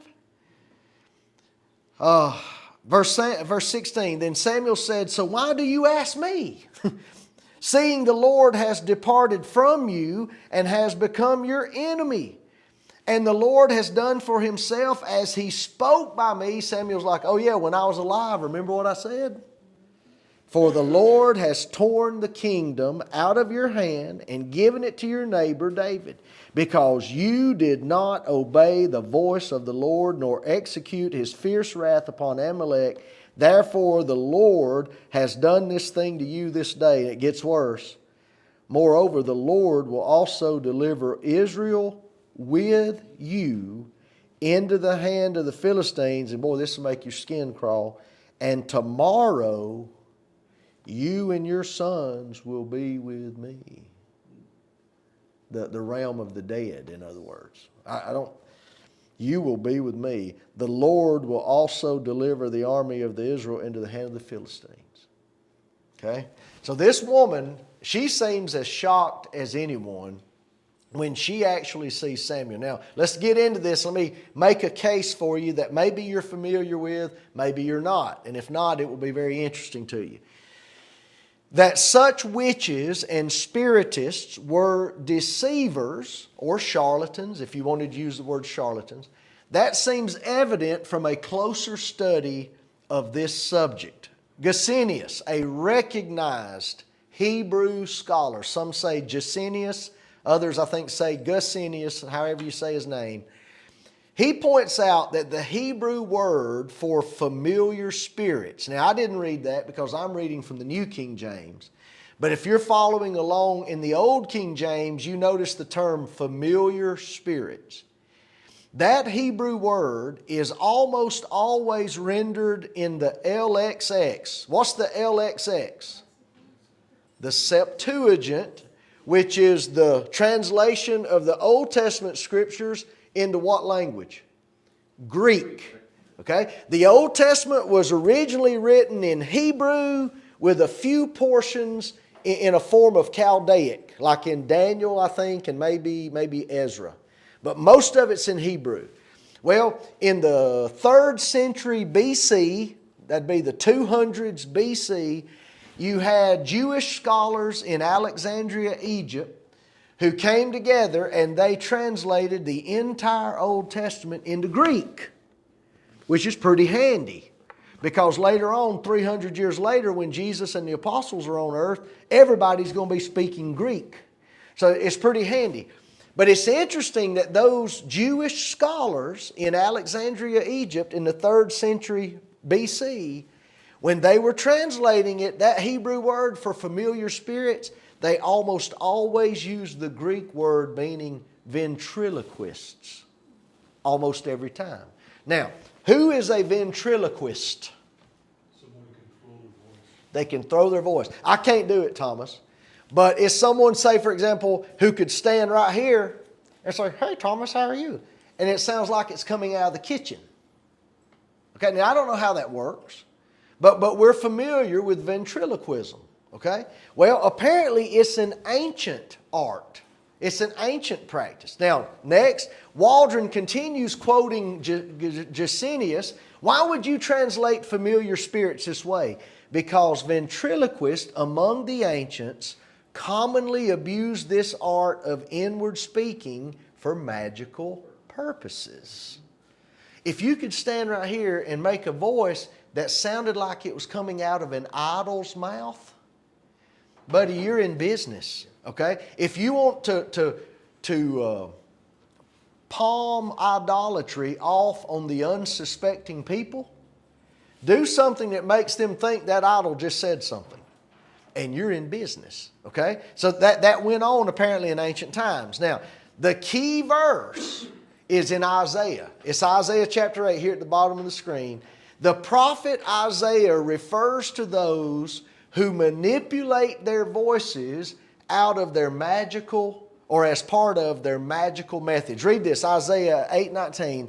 "And when they shall say unto you, seek unto them that have familiar spirits, and unto wizards that peep, peep, and that mutter. Should not a people seek unto their God, for the living to the dead?" In other words, it really doesn't make sense for the living to be consulting the dead. The dead are worse off than we are in that sense. Not in a spiritual sense, but in the sense of their lives. They're already dead. We're still alive. Why are we trying to consult them? But this is what's amazing here. And I'm going to say this for the benefit of all. And I don't mean to be crass. I'm just trying to make this point. Unfortunately, I grew up at times, and I was exposed at times to an expression, and it's slang and it's not appropriate, but about a bat out of the bad place. Somebody left as quickly as a bat out of the bad place. Okay. There's a little bit of biblical background to that in this way. Typically, in Palestine and in undeveloped parts of the world, where do bats live? Caves. Caves that go down into the earth. the common thought about the dead is, where do the dead go? Down into the earth. And the Bible even says here, where did this spirit of Samuel appear from? Rising out of the earth. And so among the ancients, the bats were associated with the realm of death. Okay? And so the ventriloquists, they would peep. They would make chirping sounds that were associated with bats, or that sounded like bats, because that supposedly indicated that the nether world, or the realm of the dead, had been opened, and that they had access to talk to dead people. See how it makes sense? Now you know why Isaiah says, look, you better not go to the wizards that peep and that mutter. They muffle their voices to where you can't tell where it's coming from or maybe what it's saying. You don't go to that. And so I still maintain the position, and I believe we see it with Simon the sorcerer over in the New Testament. What did Simon the sorcerer do the moment he saw a real miracle? What did he do? I want that. I want the ability to impart that to other people. How much does it cost? Okay, I'm telling you, witches and necromancers and mediums and spiritists, I believe they are all charlatans. And I think the whole biblical evidence, when you take it together, I think it would prove that and back that up. I wish we could stay on that, but I've about run out of soap. I about told you everything I know. So let's move on for the sake of time. Saul now in a weakened and dreadful state. Once Samuel told him that news that tomorrow you and your sons are going to be on the other side with me, he just falls out. Number one, he becomes dreadfully afraid. Even before coming to the witch at Endor, number two, Saul had not eaten all day or all night in his anxious state regarding the Philistine offensive. We learned that. He hadn't been eating. And so now his servants and the witch, they finally persuade Saul to eat. And so that's the way that ends. Now, the way this chapter ends in verse 25, if you could pick it up and move all the way to chapter 31, if we were wanting to keep this flow of chronology continuous, you would go right out of verse 25 and you would pick up in chapter 31. Now the Philistines fought against Israel. Because see, it was going to be the next day that Saul was going to be killed in battle. So that tells us why you would skip over 29 and 30, because 29 and 30 is just the writers backing up and telling us, oh, this is how this happened with David, and this is how David got out of having to kill his own people. Backup information in chapters 29 and 30. Let's get right into that for the sake of time. David's force is turned away. So David is having to play this up. Achish says, you're definitely going with me into battle. David says, hey man, you know what I can do. And he says, you'll be one of my chief captains. Well, it doesn't work out that he gets to go. Thank God for his providence, right? And we don't know this. There's no way of knowing it this side of eternity. But how many times do you think God's providence has gotten us out of some bad situations? And thank God for, thanks be to God. The Philistines had good reasons for not wanting David and his men to go with them into battle.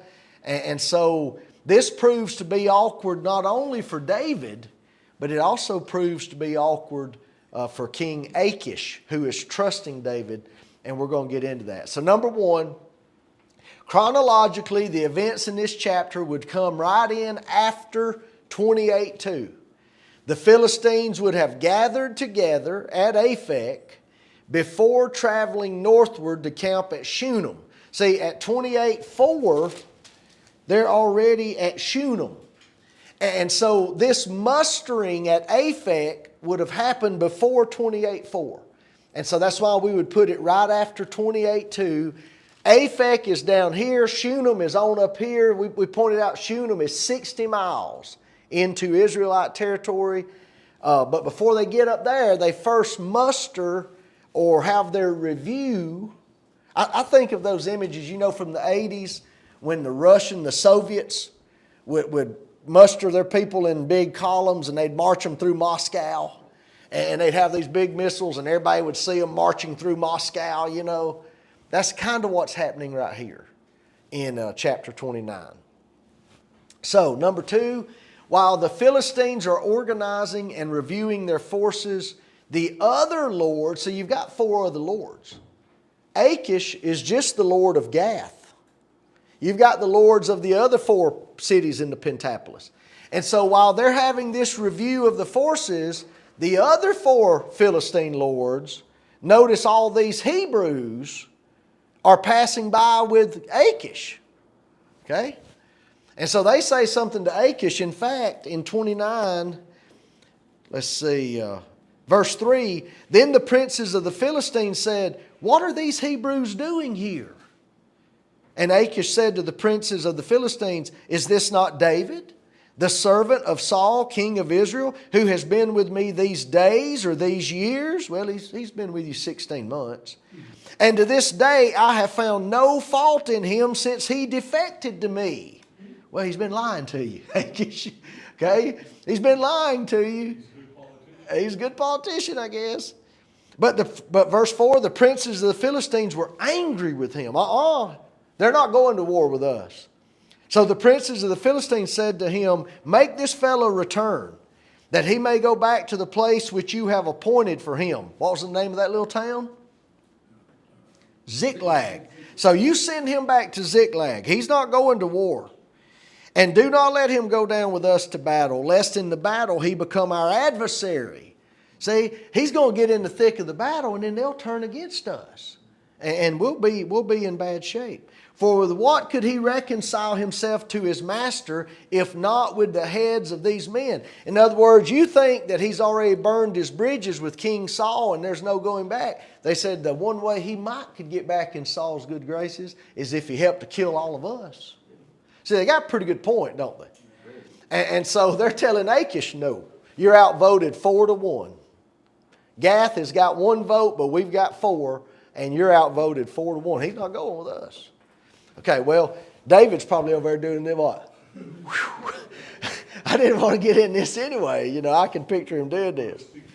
Yeah. And so letter A, remember back in chapter 14 when Jonathan was bold and Jonathan and his armor bearers started a victorious battle. Remember that? That there were Hebrew defectors that were in the Philistine ranks that when they saw how the battle turned, they wound up going back to Israel's side. So that's in history. Some of those people hadn't forgotten that probably. And then B, David's reputation for killing Philistines was well known. You know, if I'm a Philistine, I don't know that I want to go fight beside David, who is known for killing Philistines. And not only just Philistines, but bad Philistines, like Goliath. So letter C, a great slaughter of the Philistines might prove to be the only way that David can now be reconciled to Saul. At least that's the way they're looking at it. And so they make a good argument, and they put their foot down. And Achish now, section 2, he has to send away David and his men. The rejection of the other Philistine lords puts Achish in an uncomfortable position. Look here at verse 5 or verse 6. Then Achish called David and said to him, "Surely," now this is strange, "as Yahweh lives." I have on the screen, he swore. Achish, now this is a Philistine king.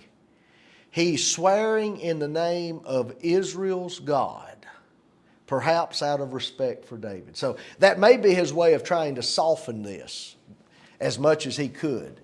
Because he had already told David, "Hey, David, I want you on my side. You're going out with me." And now he's got egg on his face. He's got to come back to David and say, "Oh, by the way, David, my buddies won't let you come." And so he says, "Surely as Yahweh lives, David, you have been upright," as far as he thought, "and your going out and your coming in with me in the army is good in my sight. I don't have any problem with you strategically or militarily. For to this day I have not found evil in you since the day of your coming to me." So he's saying all this as if to say, "David, I want you to know that this is not my problem. I don't have a problem with you, David." But the last sentence of verse 6, "Nevertheless, the lords," really the other lords, do not favor you. Verse 7, therefore return now and go in peace, that you may not displease the lords of the Philistines. So David said to Achish, but what have I done? Now, I think, this is my opinion, I think David is playing this off. I think he's talking this up, and really playing the part here. But what have I done? And to this day, what have you found in your servant, as long as I have been with you, 16 months, that I might not go and fight against the enemies of my Lord the King? David ought to be ashamed. He ought to be ashamed. Then Achish answered and said to David, I know, and by the way, when he said this, I would feel that tall. I know that you are as good in my sight as an angel of God. Nevertheless, the princes of the Philistines have said, they've put their foot down, he shall not go up with us to the battle, we're not having it.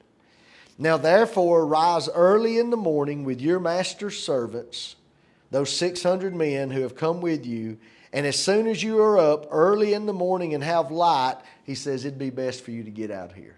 Go back home. You need to depart. Verse 11. So David and his men, I think probably doing this. David and his men rose early to depart in the morning to return to the land of the Philistines, and the Philistines went up to Jezreel. Now, let me throw this out there. In my mind, I see David being relieved. But David has already stated earlier tonight in class, in one of the earlier chapters, that he's leaving Saul's fate in whose hands? God's hands. So we really don't know what David's thinking. I just don't know. Perhaps David's thinking, you know what? I said that perhaps Saul would get killed in battle. He did say that. What if it's God's plan that I'm going to be the instrument? Now, that would seem to counter his thinking up until now, because he could have been the instrument 2 different times at least. But I just want to throw out there that we don't know for sure what's going through David's mind. But my opinion is, I think he's probably relieved. He loves King Saul. He loves his fellow countrymen, the Israelites. David does not want to do anything to lift his hand against his countrymen. And so I guess he's just having to trust in God. Hey, this is going to work out somehow. And at the last minute, guess what? It does. It does. All right, so number next. He, that is Achish, king of Gath, assured David that he had not found any evil in him. We read that. He compared David's goodness, that Hebrew can mean benefit or usefulness. We don't know for sure. But he compared it to being an angel of God. That would have made me feel that tall. Letter D, he made it clear that this rejection was the decision of the other Philistine lords. It was not how Achish felt personally. Now, let's talk about the providence of God. Okay, and I thought about this earlier today. My, what a great God we serve, right? My, what a great God we serve. That in His providence, in spite of our mistakes, our lies, David has gotten himself into this to a large extent. I mean, he had said, basically, he had told Saul, you all are going to make me leave the land, but it was still David's decision. He pulled the trigger and went to the Philistines. He started lying to King Achish. David's got himself in this to a large extent. And let's talk about the providence of God, because there are some consequences of David's being sent back with his 600 men. Letter A, first of all, David is relieved of a very complex situation. No, we don't know what all was going through David's mind. We don't know how he had been processing this. We don't know what David thought he might do about this situation. But now the good news is he doesn't have to, because he's been relieved of it. Letter B, by his being sent back, guess what? He and his men are going to be able to return to Ziklag in time to pursue the Amalekite marauders. See, while David and his men left Ziklag and had gone up to Aphek for the review, the military review, and that's why these chapters are out of time order, but while they're up there in Aphek getting ready to go to war supposedly, their wives and children have just been captured in Ziklag because the Amalekites have come and raided the city. So it's good. It works out providentially that David is sent home the next morning. And then C, this is a sad thing about it, but it also shows the unfolding of God's plan. That means David and his men are not going to be there for Saul and his sons. When this battle goes south for the Israelites, David and his men are not going to be there to defect back to Israel, to turn on the Philistines and to rescue Saul. David and his men, are they pretty good fighters? Everything I know, I'd say they're pretty good fighters. And so you've got a 600 men, Lewis. That's not a regiment. 600 men, what would that be? It's bigger than a platoon. A task force? So here's a good task force that Saul cannot count on. Even though he and David have been like this, not David's fault, but he's been trying to kill David. But you know, in the thick of battle, you get desperate, you're hoping for anything, aren't you? And he's not going to have David and his 600 men there to prove loyal. So look at how the providence of God has brought all of this together. At least three things are accomplished in this scenario right here. Okay, it's an amazing thing. We serve an amazing God. And so we come into chapter 30 now, a great recovery. Let's just read these first 6 verses of chapter 30. Now it happened when David and his men came to Ziklag on the 3rd day. They had gotten up the next morning after the review, and they started home. It took them 3 days. And we'll comment on why that was here in a minute. On the 3rd day when they got back, that the Amalekites had invaded the south, and particularly had invaded Ziklag, and attacked Ziklag, and they had burned it with fire, and had taken captive the women and those who were there from small to great. It didn't matter if you were rich or poor, the Amalekites took all of them.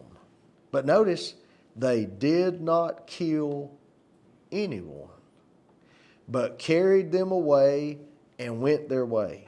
So David and his men, they came to the city, and there it was, burned with fire. And their wives, their sons, and their daughters, they're missing. They had been taken captive. They didn't find any corpses. Now that must have been a relief. They didn't come in there and find a bunch of dead folks. But the city's empty and it's burned up. Then David and the people who were with him lifted up their voices, and they wept until they had no more power to weep. But that's bad. Some of you maybe have done this before, or if you haven't, maybe you've known somebody who has literally cried until they couldn't cry anymore. That's a pitiable state. That's a sad state to be in. They had no more power to weep. Verse 5, and David's 2 wives, Ahinoam the Jezreelitess, and Abigail, the widow of Nabal the Carmelite, they had been taken too. Remember, the Bible says from small to great. It didn't matter if you were somebody in Ziklag, if you were a nobody in Ziklag, the Amalekites took all of you. They took everybody. Now, David was greatly distressed. Now, this shows you the peril of being a leader right here. Where does the buck stop? So when these 600 men get back to Ziklag and their homes are burned and their families are missing, who do they turn to? Ooh, the buck stops with David. So David was greatly distressed, for the people spoke of stoning him, because the soul of all the people was grieved, every man for his sons and his daughters. But David strengthened himself in the Lord his God. Underline that last line of verse 6. when things go badly, and I don't mean a little badly, I mean when things hit rock bottom, we would say are shattered. You're either going to turn to God or you're going to turn away from God. And when everybody was barking at David, it might have been easy for David to pack that in and say, you know what? I don't need this. I can't handle this, whatever, blah, blah, blah, blah, blah. But instead it says, he strengthened himself in the Lord his God. Now, here's a great question. We know, and I've already alluded to this tonight, Saul destroyed all of the Amalekites, supposedly, back in chapter 15, except Agag. But even then, Samuel slew him shortly thereafter. So, yet there are still Amalekites whom David later attacked. In chapter 27, he was attacking them headed toward Egypt, remember. He was telling Achish, I've been attacking other folks, but he's really attacking the Amalekites and some others. And now there's Amalekites who's attacked Ziklag in this present chapter. How could this be? And I've already brought this up. It appears that the Amalekites were a semi-nomadic people. What does nomadic mean? How do you live? Do you live in one place? No, you wander around. Okay. Now, if you're wandering around and they probably existed in separate clans spread out over a large area, then probably what happened back in chapter 15, Saul and his Israelite forces, they fell upon a clan, they killed them. They killed all of them except Agag. Later on, he got killed. David, when he's conducting his raids, he comes up on a wandering group of them, he kills them. But if you've got them spread out through an area and they're not permanently anywhere, that's kind of hard to kill absolutely all of them because it's hard to pinpoint where they might be. And so that would account for how we're still reading about Amalekites all this time when supposedly we thought all of them were killed. But now it makes sense. We understand. Saul said it because he was in trouble? You think Saul said that he had killed them all because he knew he was fixing to get in trouble because he didn't kill the king? Possibly. But the way that account's given, Brother Curtis, back in chapter 15, the way it reads is it sounds like it was understood that the only one that had been spared was Agag. And so apparently they're all, as it sometimes is, all was used in a limited sense. Yeah. And so I think so. All right, number 2. So the distance from Aphek, now keep in mind, Aphek's here, Shunem is way up here. So the review happened at Aphek before they actually went to Shunem to begin the battle, right? So when David and them got dismissed, they got dismissed from Aphek. The distance from Aphek back down to Ziklag would have been 80 miles. That's a lot of distance to cover in 3 days. A full day, in ancient times, a full day was often considered 20 miles. Okay? They've made almost 30 miles a day. Okay? So there's no reason to question why David's men, at least 200 of them, were too weary to complete the pursuit. Okay? And I think that's why we read perhaps about the 200 staying back later on here in the chapter. So David and his men, they leave Aphek, they make this march of 80 miles within 3 days, only to come home and to find a burned village. Number 3, incredibly, the Amalekites killed no one. Okay? I want to say God's providence. That's what I want to say. Incredibly, the Amalekites killed no one in the capture of Ziklag, probably intending to sell their captives as what? Okay, now folks, that's an old historical practice. If the Amalekites were a nomadic or semi-nomadic people, that would remind us of the Ishmaelites all the way back in the book of Genesis, people who traveled in caravans. Those people in the ancient Near East, they did a lot of trade. A lot of trade. And so remember that when Joseph's brothers in Genesis, when they threw him into a pit until they could decide what to do with him, they sold him to Ishmaelites. And the Ishmaelites sold him down in Egypt. So there was a slave market and had been, go back to Genesis, that's going back hundreds, if not 1,000 years. At this point in time, probably over 1,000 years. And so among those semi-nomadic peoples who were traveling and living like that through the land, there was a pretty good slave trade. So it makes sense why they might not have killed anybody. They might have intended to sell their captives as slaves. Now, what this proves to be is great, number 4, leadership training for David. Because as we said, the buck stops where? Buck stops here. And so if he's going to be king one day, and he is, David's going to be king, this gives him some leadership training of how to react when the situation is really messed up. And it's really messed up. And so this is good leadership training for David. The people directed their anger and their grief toward David. Is that unusual? That's not unusual. Okay? We would all do well, Cliff Goodwin included, we would all do well to have thick skin when we're dealing with people in moments of trauma, extreme crisis, and terrible grief. Don't be surprised if they say or do some hurtful things to you that when this whole situation is over, they didn't mean that a bit.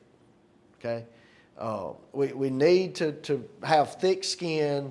And it's happened. You know, you visit a family that they've just lost their dad or they've just lost their mom, and you're just there just out of love, and you just are there to help, and something is said that could really hurt your feelings. Emotions run high. That's right. Well, don't take that to heart. You know, don't take that to heart, because to be Christians, we have to be bigger than that. And so letter B, David, he was bigger. He strengthened himself in the Lord his God. Now, basically the rest of this chapter, or no, actually the middle part of this chapter, number 2, David's men, they pursue the Amalekites and they recover the captives. Number 1, in times of disaster, many people turn away from God. But as we said, David turned to God and he inquired of the Lord. Isn't that a little bit different from King Saul? He didn't always. Sometimes he would. And by the time it was too late, we know that he was really trying to inquire of the Lord. And the Lord's like, I'm done with you. Okay? But here David, in his worst moment, everybody's turned against David. He pauses to inquire of the Lord. And then having the assurance of the Lord, he pursues the Amalekites without hesitation. Pick up with me at verse 7. Then David said to Abiathar, remember we said this is the high priest apparently, or the one acting as high priest, Ahimelech's son, please bring the ephod here to me. And Abiathar brought the ephod to David. What was in that ephod? Urim and the Thummim. And so David wants to inquire. So David inquired of the Lord, saying, shall I pursue this troop? Shall I overtake them? And God said, pursue, for you shall surely overtake them, and without fail recover all. Boy, that's good news, isn't it? Let me ask you this. Did David have to go on and follow through? Had to follow through. He had to do it, didn't he? Isn't that a lesson for us in the New Testament? When the Bible says believe and you'll be saved, or believe and you'll live, does that mean you don't have to do anything? You better not believe that. That's false doctrine. See, that's faith only. You still got to follow through. Belief is inclusive of what you're supposed to do. And so God says you'll surely overcome. You'll overtake them. But you still got to do it. So he did it. Verse 9, so David went, he and his 600 men who were with him, and they came to the brook Bezor, where those who stayed who were left behind.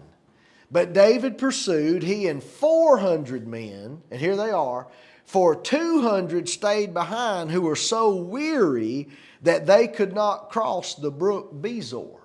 Now again, I'm not an expert in Bible geography, but I know a little bit about the brooks or the wadis, W-A-D-I, the wadis in Palestine, and some of them were in steep gorges.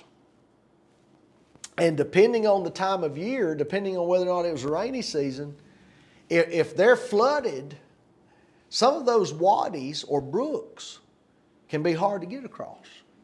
And so these men go as far as they can, and when it gets to the brook Bezor, whether it's because of the steepness of the gorge or whether it's at flood stage or whatever, I don't know, but they couldn't make it. So those 200, they stayed behind because they were too weary. All right, let's see here. Number 3, David left 1/3 of his force at the brook Bezor. We just read that. You continue reading, David's men found a sickened slave left behind by the Amalekites. That shows they didn't care about anybody, did they?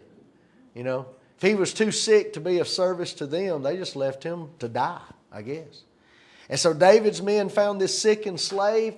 After regaining his strength, David's men apparently nursed him back to health. He brought David's force to where the Amalekites were. Boy, that came in handy. I want to say providence. The Amalekites had invaded lands belonging both to Judah, so they had made it all the way up into some of the southern reaches of Judah, and also they had invaded the Cherethites.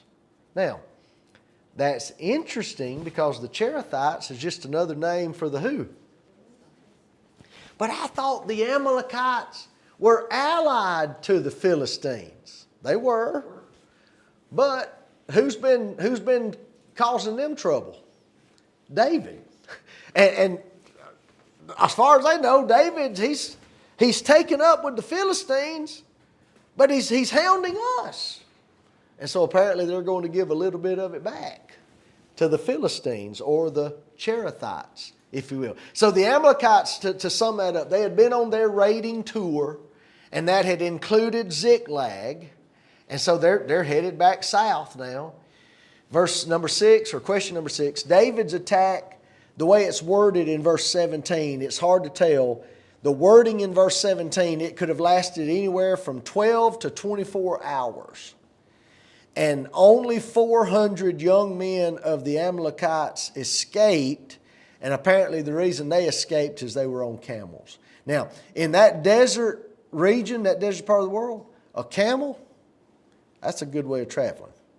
And so if you could get on your camel and get gone, you might have a chance. And apparently that's what happened with 400 young men of the Amalekites. However, number 7, all of the spoils and all of the captives taken from Ziklag were recovered, apparently also along with additional spoils. See, the Amalekites had been raiding up as far as Judah.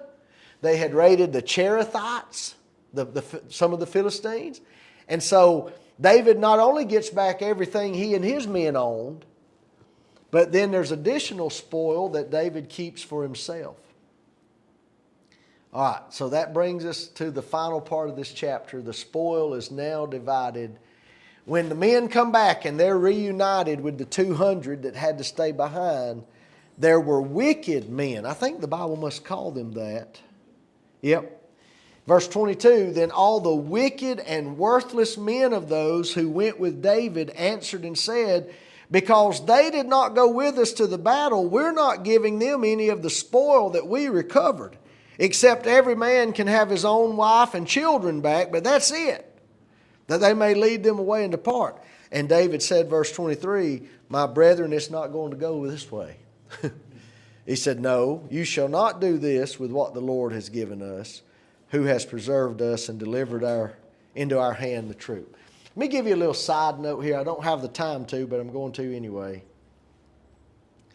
It's significant in verse 22 that some of these were called wicked and worthless men. Whose camp were they in? David's.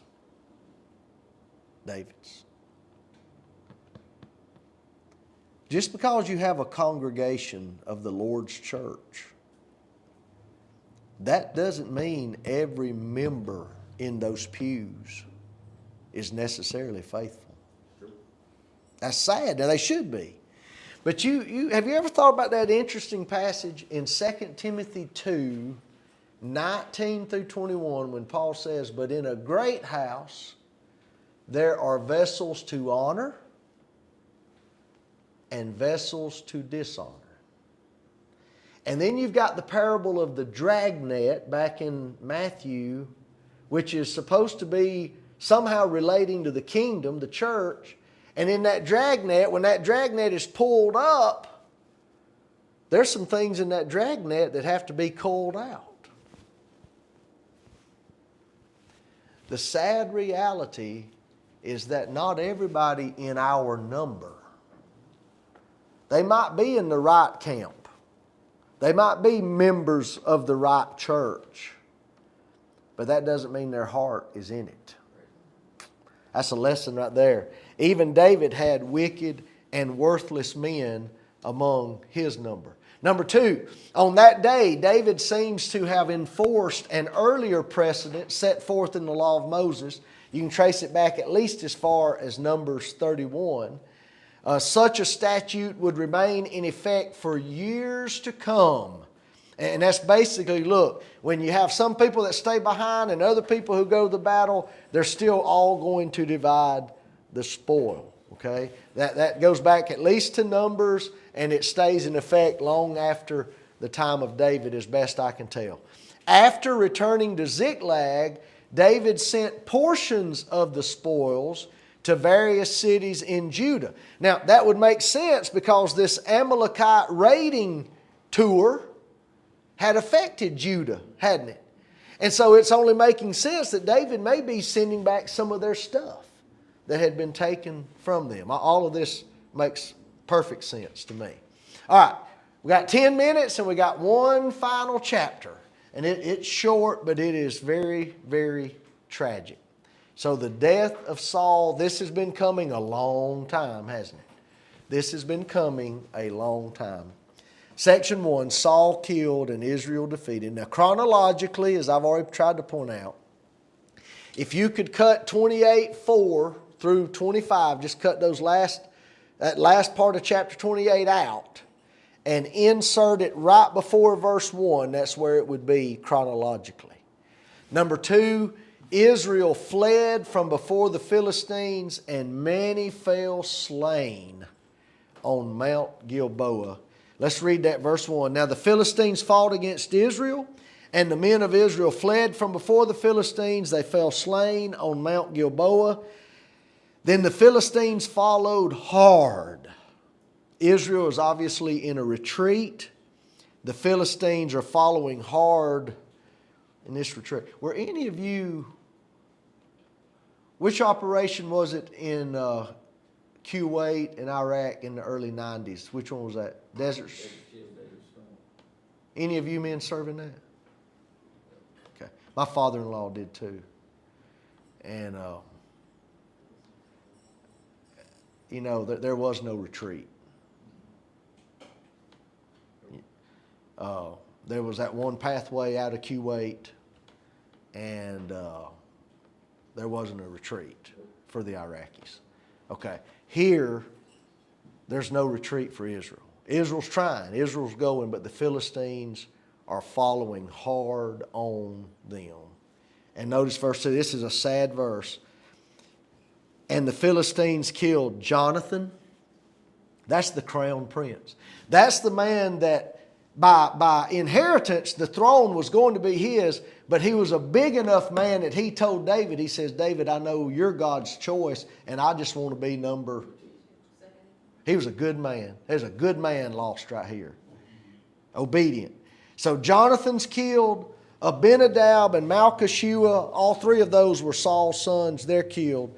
And the battle became fierce against Saul. The archers hit him, and he was severely wounded by the archers. Then Saul said to his armor-bearer, draw your sword and thrust me through with it, lest these uncircumcised men come and thrust me through and abuse me. I don't want to fall into their hands still hanging on to life.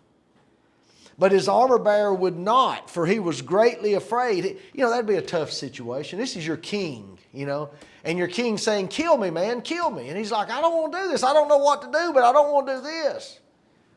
Therefore Saul took a sword and he fell on it. And when his armor bearer saw that Saul was dead, well, you know, it went from bad to worse. He also fell on his sword and he died with him. So Saul, his 3 sons, his armor bearer, which by the way, we learned from Jonathan, right, that the armor bearer was not just a guy carrying a shield.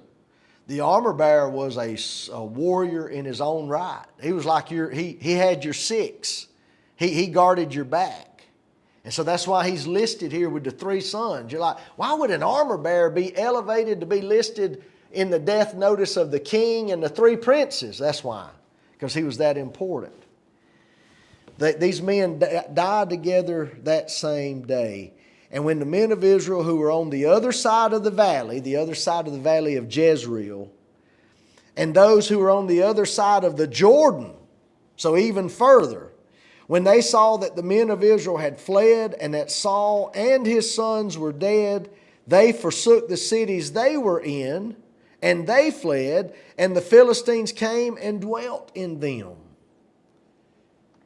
So it happened the next day when the Philistines came to strip the slain that they found Saul and his 3 sons fallen on Mount Gilboa.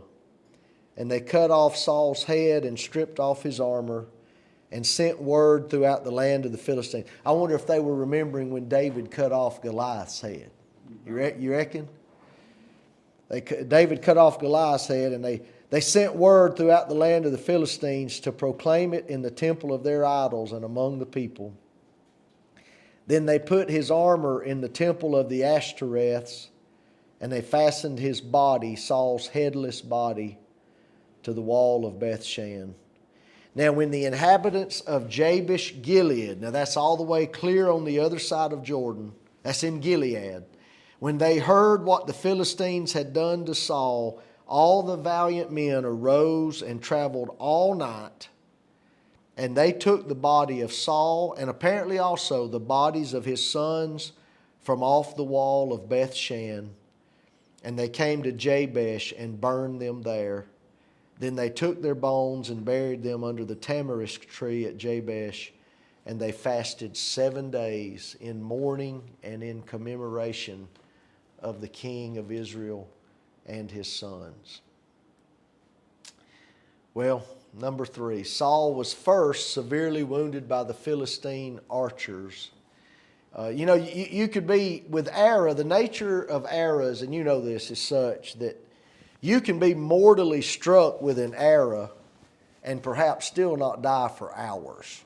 You're probably going to die, you're probably done, but you're just not dead. And so he ultimately killed himself by falling on a sword. Saul, his 3 sons, and his armor bearer all died on the same day. This was such a defeat of Israel that the Philistines expanded northward toward the Galilean hill country. That would take you across the valley of Jezreel that I mentioned earlier. So they expanded at least to the fringes of Galilee, which we know how northernly that is in the land of Israel. And then eastward, at least to the Jordan River. We read something about across the Jordan, so we know they went eastward at least as far as the Jordan River. Next. So the last 6 verses of the chapter tell us about how the men of Jabesh Gilead perform heroically. The Philistines, they had cut off Saul's head. They had stripped off Saul's armor. And we didn't learn it until later in the text, but they had fastened all 4 bodies, Saul and his 3 sons, to the wall of Bethshan, a city way down, back away from the battlefield, if I'm remembering correctly. Now, why would the men of Jabesh Gilead act so valiantly? Someone remind me, the answer is in the book. We covered it probably the 2nd or 3rd meeting of our class. Why would the men of Jabesh Gilead do this for Saul's memory? Here it is. one of the earliest of Saul's victories, all the way back in chapter 11, had directly benefited the inhabitants of this city. Remember Nahash? Nahash was an Ammonite king, and he came against Jabesh Gilead and said, look, you surrender to me and I'm going to put out every man's what? I'm going to put out every man's right eye and you'll be a reproach. And they said, can we have some time to think about this? And so they took, I think it was 7 days, and they went all through Israel saying, will anybody help us? Anybody help us? And this was one of Saul's earliest victories. He led an Israelite force, and they went across the Jordan. They went over to the aid of their brethren at Jabesh Gilead. And you know what? When you typically, hopefully, when you help somebody like that, people don't forget. That's what we hope. And so now the valiant men of Jabesh Gilead, they retrieve. Hey, that took something. Beth Shan, it's a long way across the river. They've got to come across the Jordan, get into Palestine, then they've got to go all the way to Beth Shan. And without getting caught and killed themselves, they've got to get these corpses off the wall. And now we've got to transport 4 dead bodies back. So this wasn't an easy task. But it shows the loyalty, the honor, the valiancy, and the appreciation they had for King Saul. Hey, the point of the matter is, King Saul was anything but a perfect man. He was not a perfect man. But at times, he had done some good things. Right? At times, he had done some good things. Y'all, it's 8:30. Can you believe we got done at 8:30? I can't believe that. I tell you what, I can't believe that. I want to thank y'all so much. So what's Monday night coming up? Monday night, test night. I won't be here. I would covet your prayers, okay? I'm going to be preaching all week next week through Thursday night in Atlanta. And so I'll need your prayers. And then next weekend, I'll be in Texas preaching. And so I'll need your prayers. And because of that, I don't have my syllabus right here with me. But we don't have a class, if I'm not mistaken. Okay. Lewis, help me. Is that 2 weeks from tonight? 2 weeks. Okay. 11th of March. So March 11th. That even sounds like longer than 2 weeks. Is that? Surely not. Let me look on the calendar here. So 1, 2. It's 2.5 weeks. 2.5 weeks, yeah. So are you driving to Atlanta? Yes, but I'm staying in Atlanta. Okay. And it's a progressive gospel meeting. So on Sunday night, it's at one congregation. Monday night, we meet with another congregation. Tuesday night, I've never done one of those. And so I'm kind of excited about that, all through South Atlanta. And then Texas will be the weekend following. So March 11th. Well, thank you. Thank you. I'm going to be with brethren. I'll be in good hands. And, So what do you run it in Columbus? well, I love Columbus. I do. But I've committed. I've got to go to Atlanta. So let me see this right here. I'm having a hard time wrapping my mind around this. Wow. Yes, go ahead. Hey, Cliff, if you could, and you may have said this a second ago, we're doing the practice stuff, but making sure that anybody who's online who has not received the practice test, that they need to let us know if they still need it. Thank you. Yes. As Matt just reminded me, if you're taking this online and you are planning on taking the exam Monday night and you haven't received the practice test, trust me, you desperately need the practice test. And so be sure to acquire that. How do they get that, in the app? The email's on the screen right now. Email is on the screen right now. And so avail yourselves of the practice test, definitely, before the test comes. All right. Well, thank y'all so very much. Brother Curtis, you want to dismiss us in prayer? Would you do that? Dear Heavenly Father, thank you for the blessing of being here tonight and the things that we've learned. Forgive us each of our sins, dear Lord. Protect Cliff while he's away from us and protect us while we're away from him. Forgive us of our sins. We pray in Christ's name. Amen. Amen. Amen. Thank you.